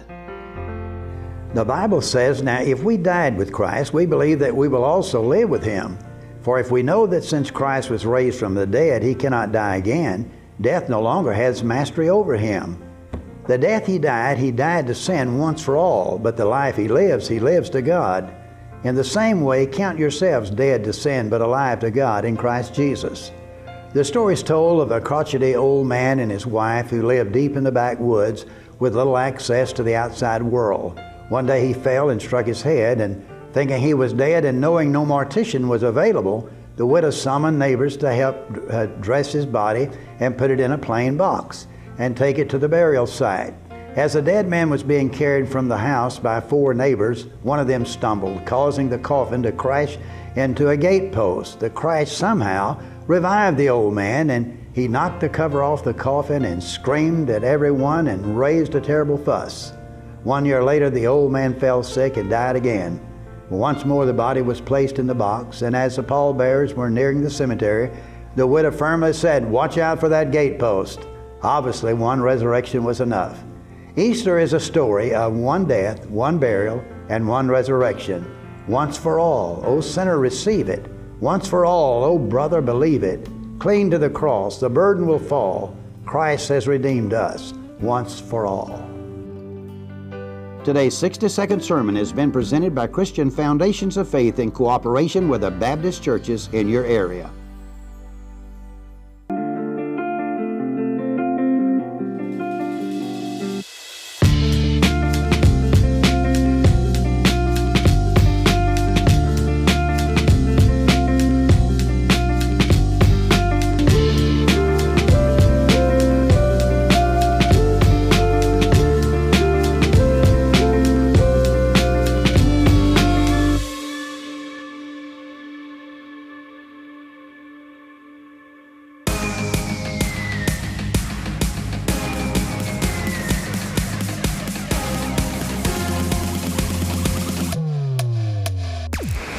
Download the SmartStream app on the Android Play Store and create your account to get access to movies and stream at home or on the go. Prepaid customers can purchase regular data packages or get a discounted rate on a special SmartStream package by dialing 7737. Postpaid customers will be billed monthly. Never miss a movie again with SmartStream. Hola usuario de eCash, la aplicación eCash está disponible en español. Cambiar el idioma de tu aplicación de eCash de inglés a español es rápido y sencillo. Déjame mostrarte cómo se hace. Primero, abre tu aplicación eCash. Introduce tu PIN. Toca el icono More en la parte inferior de tu pantalla. Selecciona Security. Selecciona Language. Y luego selecciona Spanish. Vuelve a introducir tu PIN y ya está. Tu aplicación de eCash está ahora en español y puedes seguir disfrutando de tu cartera digital eCash. La aplicación eCash de Belize Bank te hace la vida más fácil. Dwayne Moody, Isani Cayetano, Marian Ali, Paul Lopez. Your News 5 Belize teams do whatever it takes, go wherever they need to go, so you can catch the story wherever you are, whenever you want, on whatever device. Channel 5 Belize on television, Facebook, Instagram, and YouTube, because news is now everywhere, all the time, and so are we. Whether you're at home, on the road, at work, or at school, if you see news happening or suspect that something might be up, call or text the Channel 5 News Belize tip line at 672-5555. You don't have to give us your name, just give us the tip. That's 672-5555. Call or text us so we can check it out. And we'll be back in a few, so stay tuned. Thanks, Jen. Hey there, we know you have to head out to work shortly, but don't forget that you can stay tuned by watching us on our Facebook live stream. Find us at Open Your Eyes BC, and you can continue watching there. You can also download Facebook Watch on your streaming device, and you can watch at your own convenience. And for all the behind the scenes fun, follow us on Instagram at RYLA Belize. So, find us and follow us today.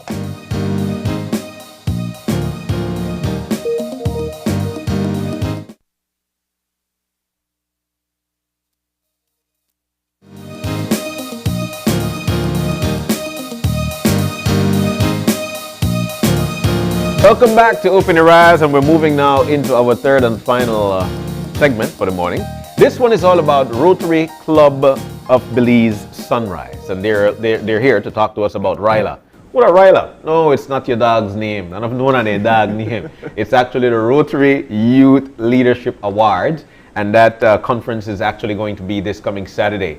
In to talk to us about it, we've got Victor Rusher, who is a representative of the group, and of course Ray Hohenkirk, a representative of the group as well. And I'm so glad and esteemed to be a part of that group as well with these guys. And we know how Ray does it, so we're going to start with him. Ray, primarily, Rotary Club of Belize Sunrise.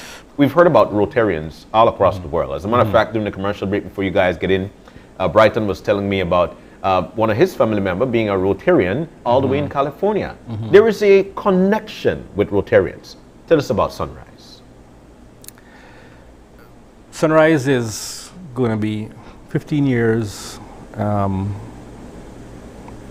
the end of May next month. We were chartered, I think, either 26th or 29th of May in 2007. And the club currently has about 46 members. Actually, contrary to the norm, we have about 42% of our members being females, and Rotary has been predominantly over the years been a male-dominated club or male-dominated membership. But in our club it's different, and we have found a lot of benefits in having a lot more females involved, because the ladies are more organized, they know what to do, they get things done, and us guys just do the heavy work, and they do the planning, and we get our job done very easily.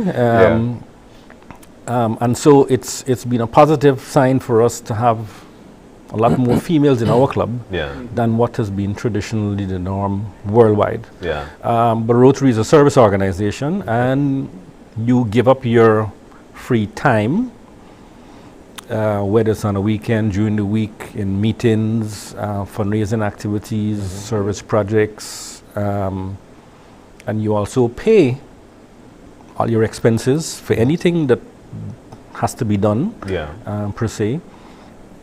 So it's really, and there are other service organizations that are similar to Rotary, but it's an organization that where you feel you want to give back to the community, and because of the fact that the club has a structure in place and policies and procedures for doing things, then you being a member of the club, you feel that whatever you're doing has more purpose than you saying, okay, I can help somebody today, which is not bad at all, actually.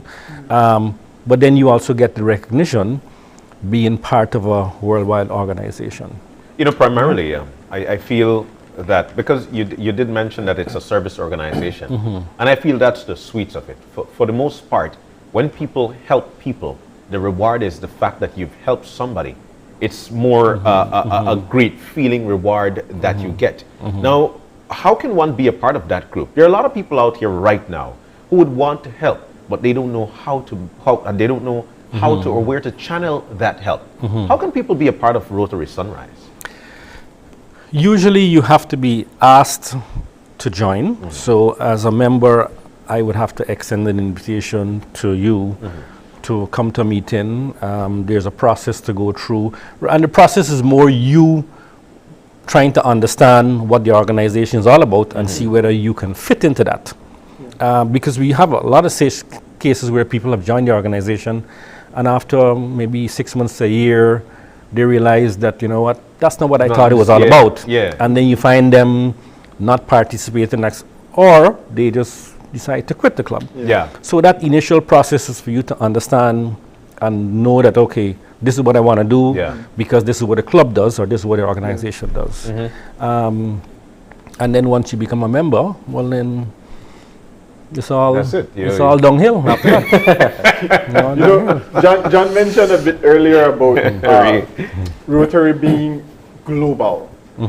What is the relation like with other clubs in other countries with Belize Sunrise? We are part of clubs. You have clubs in a country, and then those clubs in the countries are part of a district.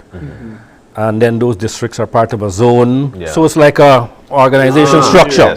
All right, so you go clubs, district, zone, then you got the Rotary Board of Directors.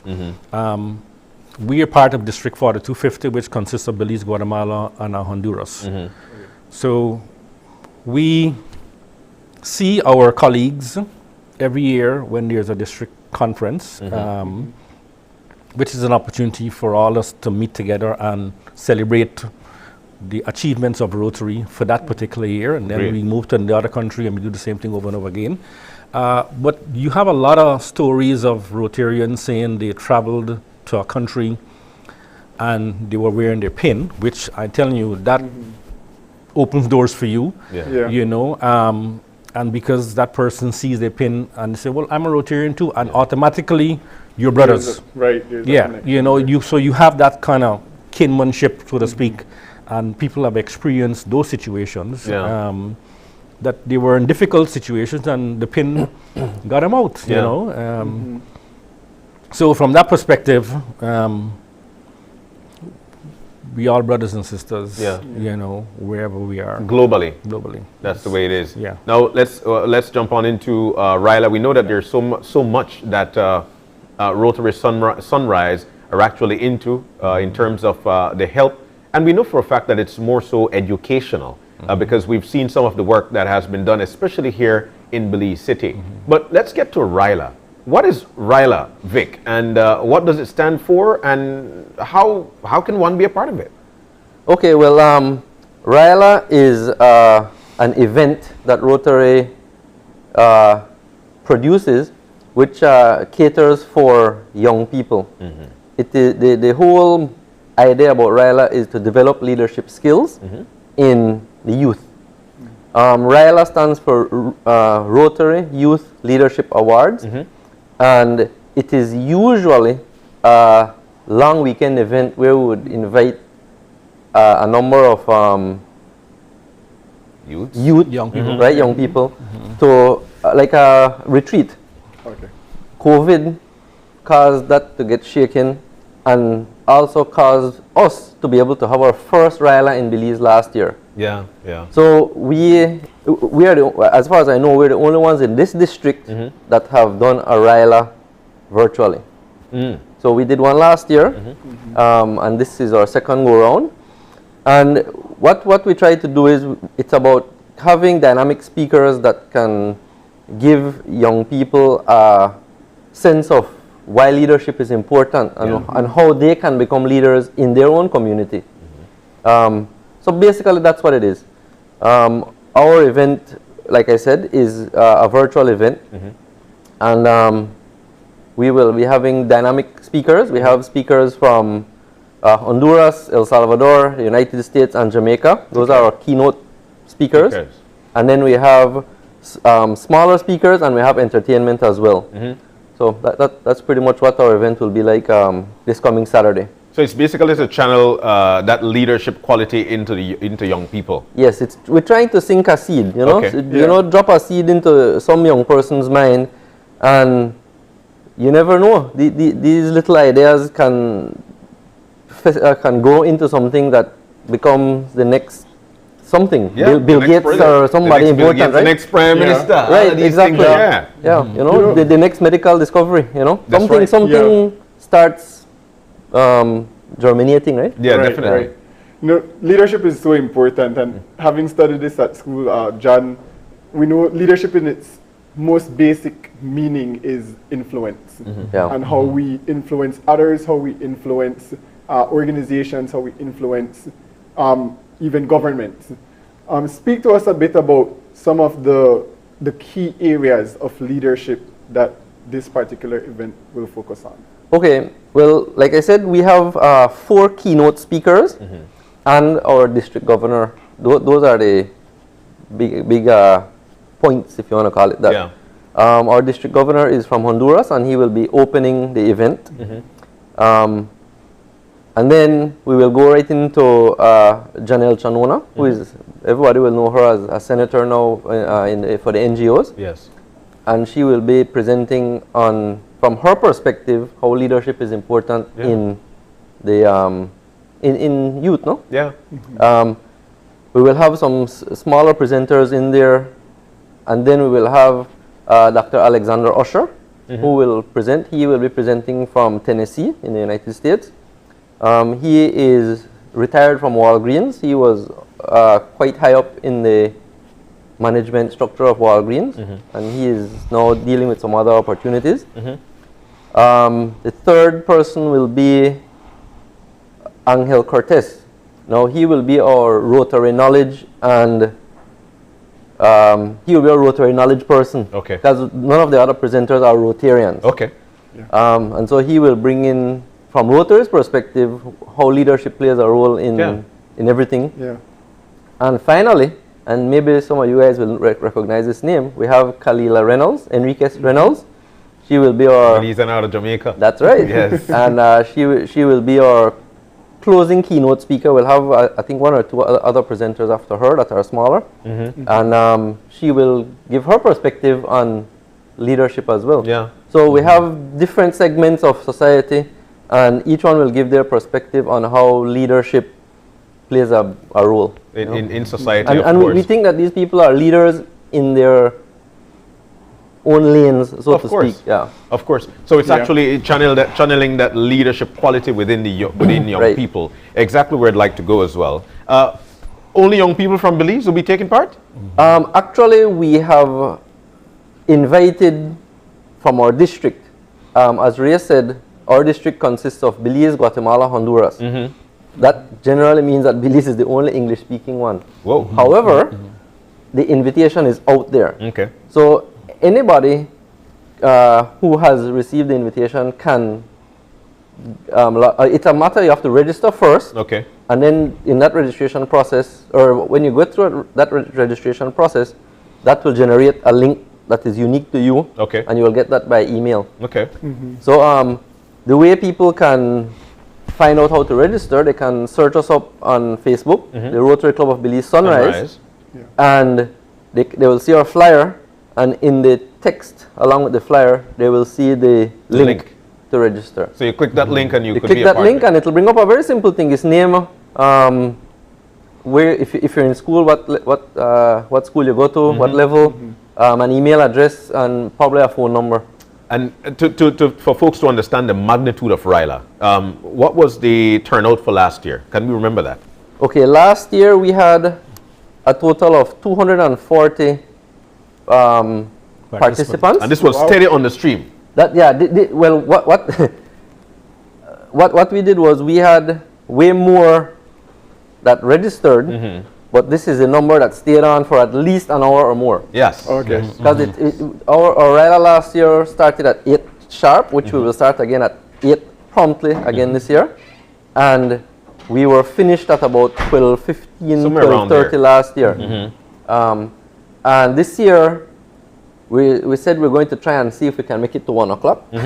And the reason why we don't want to go longer, because we could push it longer, but we're not going to break for lunch. Okay. It will be one thing straight through, and then done. And then that's it. Yeah. All right. So, and I could speak to this because last year I was there as well. Yeah.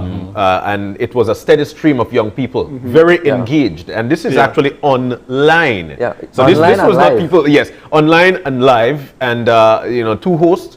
And they're being interactive with the young people. And also, if you register, you also get a chance to win some great prizes, because I know that we've got that as well. Ria, you want to talk to me about that?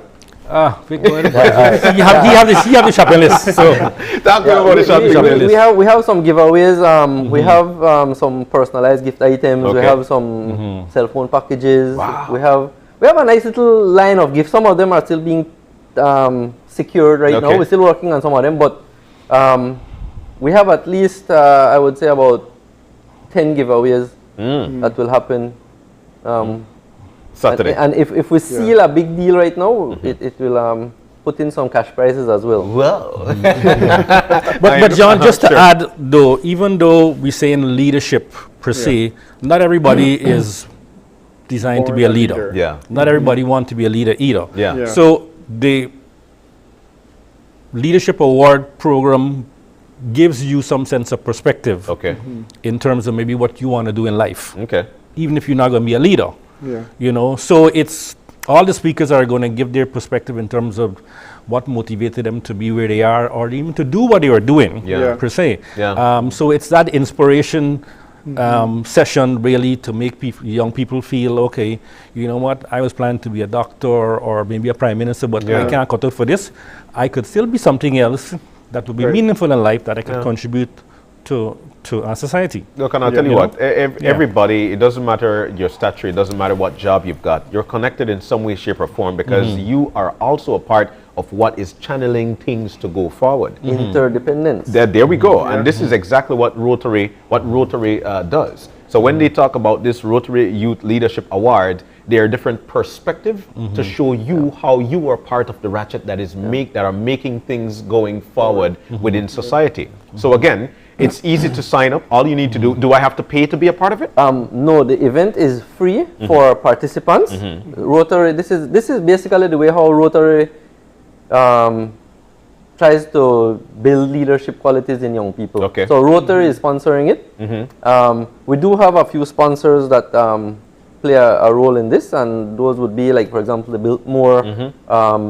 We have Avant-Garde, who are doing all our production stuff. They making sure that we switch to the right presenter and so forth on time and whatnot.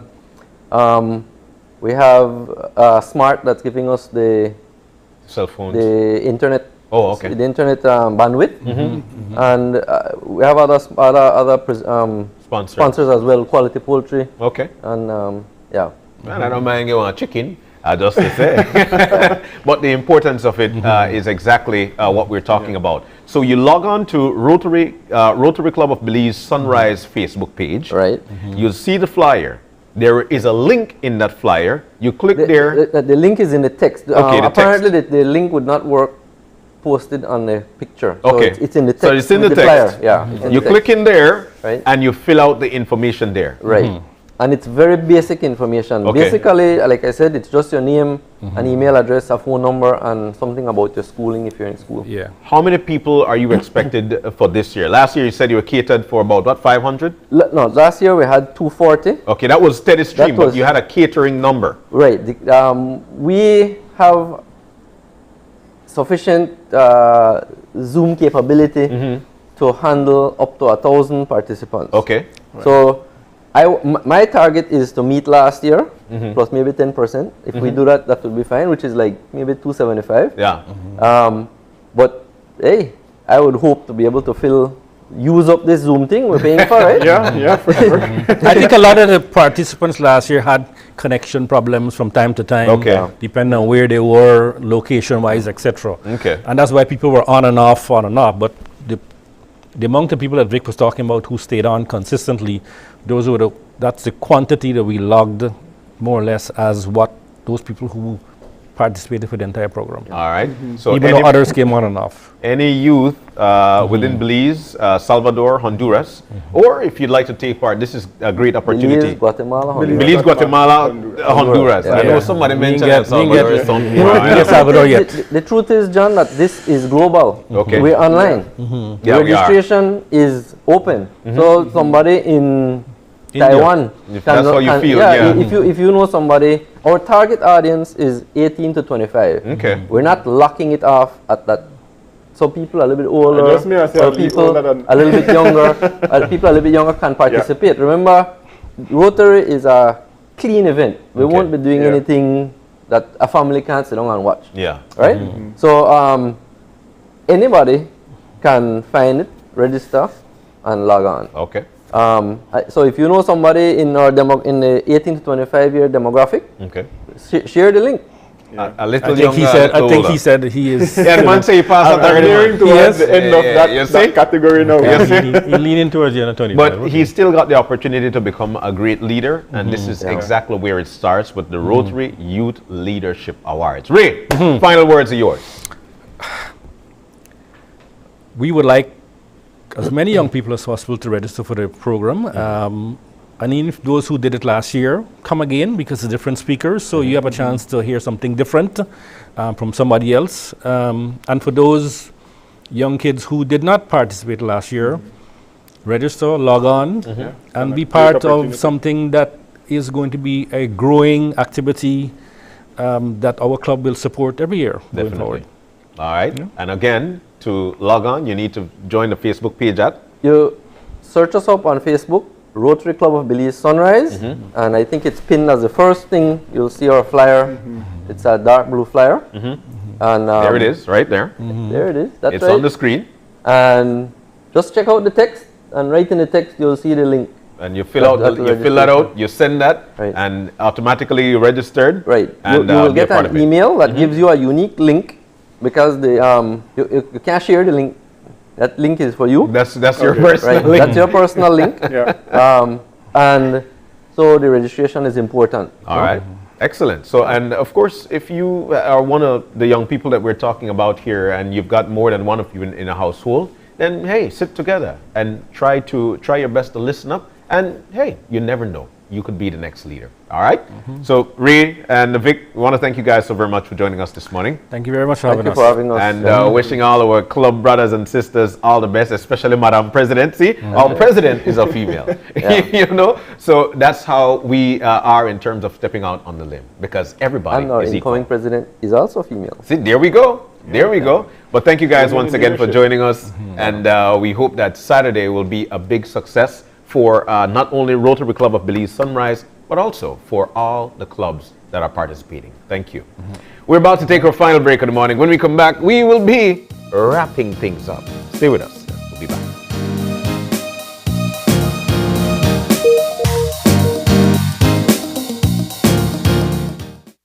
It's almost lunchtime and Alice is getting hungry and forgot to bring cash.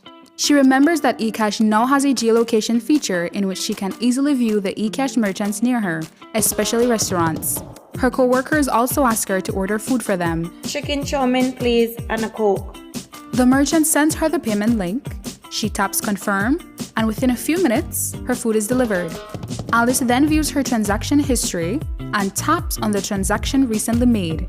Then taps the split the bill button, where she selects the unevenly option and moves the bar to the desired amount per person.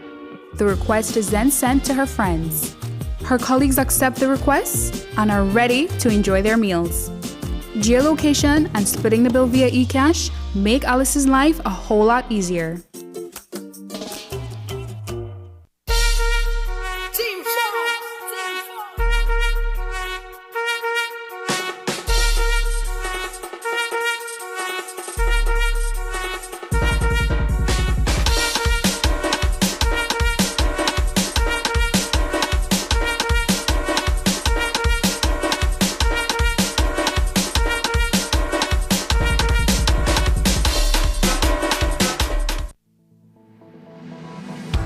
Applying for a Social Security sickness benefit? Here's what you need to know. A complete claims package include 1. Sickness claim form fully completed by the claimant and medical doctor. 2. Salaries record form completed by the employer or HR representative. 3. Proof of bank account such as bank book, online banking, or statement displaying your name and account number. To submit via email, you need to take a clear photo or scan of the documents and email to claims@socialsecurity.org.bz. Be sure to include your full name, social security number, and benefit type in the subject line of the email. Or you can drop off all completed forms into the Dropbox slot at the nearest branch office. Deadline to submit is 14 days from your first day of illness. All forms are available on the website at www.socialsecurity.org.bz. Social Security Board, safeguarding you, your family, your future.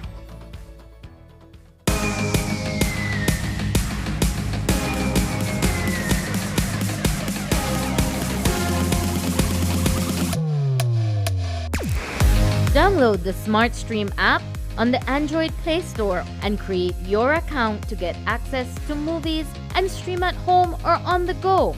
Prepaid customers can purchase regular data packages or get a discounted rate on a special SmartStream package by dialing 7737. Postpaid customers will be billed monthly. Never miss a movie again with SmartStream.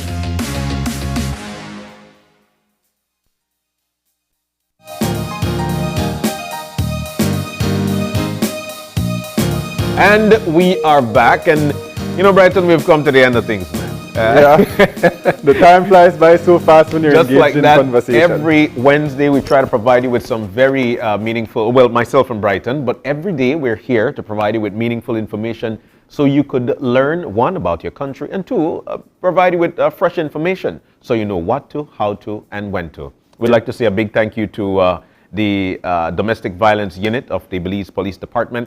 If you know something, if you see something, if you're experiencing it, whether being a female or a male, then make sure that you make your report, because we know how difficult it is to be in a relationship and being domestically abused. And they gave us Brighton. It's not only physical, it's mental, it's financial, you know, psychological. There's so many ways in which you are actually being abused. If that's what you're going through, then make sure you visit the Belize Police Department, or you give them a call and explain to them your situation so we could nip it at the bud before it starts.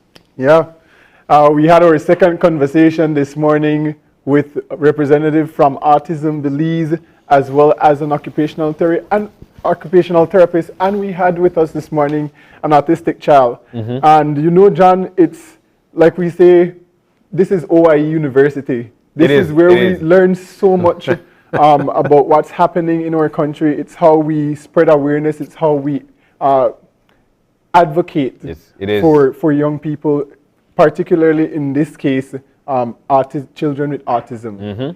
The month of April is actually recognized as Autism Month, and it's actually coming to a close. They've got some activities lining up for Saturday. It's going to be, well, across the country, there'll be a walk, run, and dance from point A to point Z and back. So this Saturday here in the city, it's going to start at 6 a.m.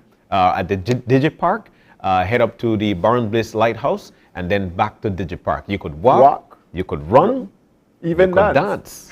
All the way up there. I hope you got enough carbs for that, especially if they play Super G. So let's see what's going to happen. But shine that blue light so folks could know that you reckon autism. All right? So a big thank you to those who joined us this morning for that. And a big thank you as well to Vic and Ray for joining us and telling us all about the Rotary Youth Leadership Awards. That's coming up this Saturday. It starts at 8 a.m. If you're a young person between 18 and 25, you log on to their Facebook page, Rotary Club of Belize Sunrise. You click the link, and of course, you register and you'll be a part of it. It's going to be from 8 a.m. to about 1 p.m. It's going to be a great time. You also get the opportunity to win some great gifts as well. All right? No, I cannot emphasize how important it is for young people to take up your space as leaders in our country. Take up space. And they're the leaders. You might not be born a leader, but you could work to becoming a leader and the best leader that you could potentially be. That's right. It starts by taking that first step. That's right. So let's take that last step now by ending things off. A big thank you to you. Without you, this is not possible. You wake up, you open your eyes, and you started your morning right with us. If you've got any questions, any concerns, drop us a line at oye@channel5belize.com. You could also find us on our Facebook page at Open Your Eyes BZ. And you can find us on our Instagram page at OYE Belize. Then again, you could join us tomorrow morning when you open your eyes. Start your morning right. As per usually, keep your eyes, your minds, and your hearts open. Yep, we're going to see you again soon. Make sure that you join us again tomorrow. Make sure that you adhere to all the protocols, social distance, wear your mask, and todos, and so we could stay safe.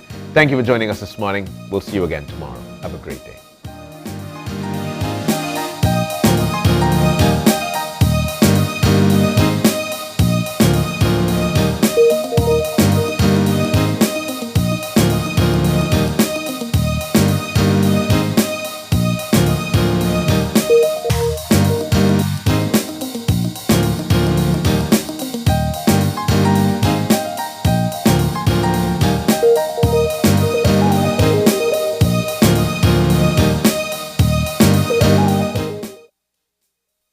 Open Your Eyes was brought to you by the Belize Bank. Our country, your bank.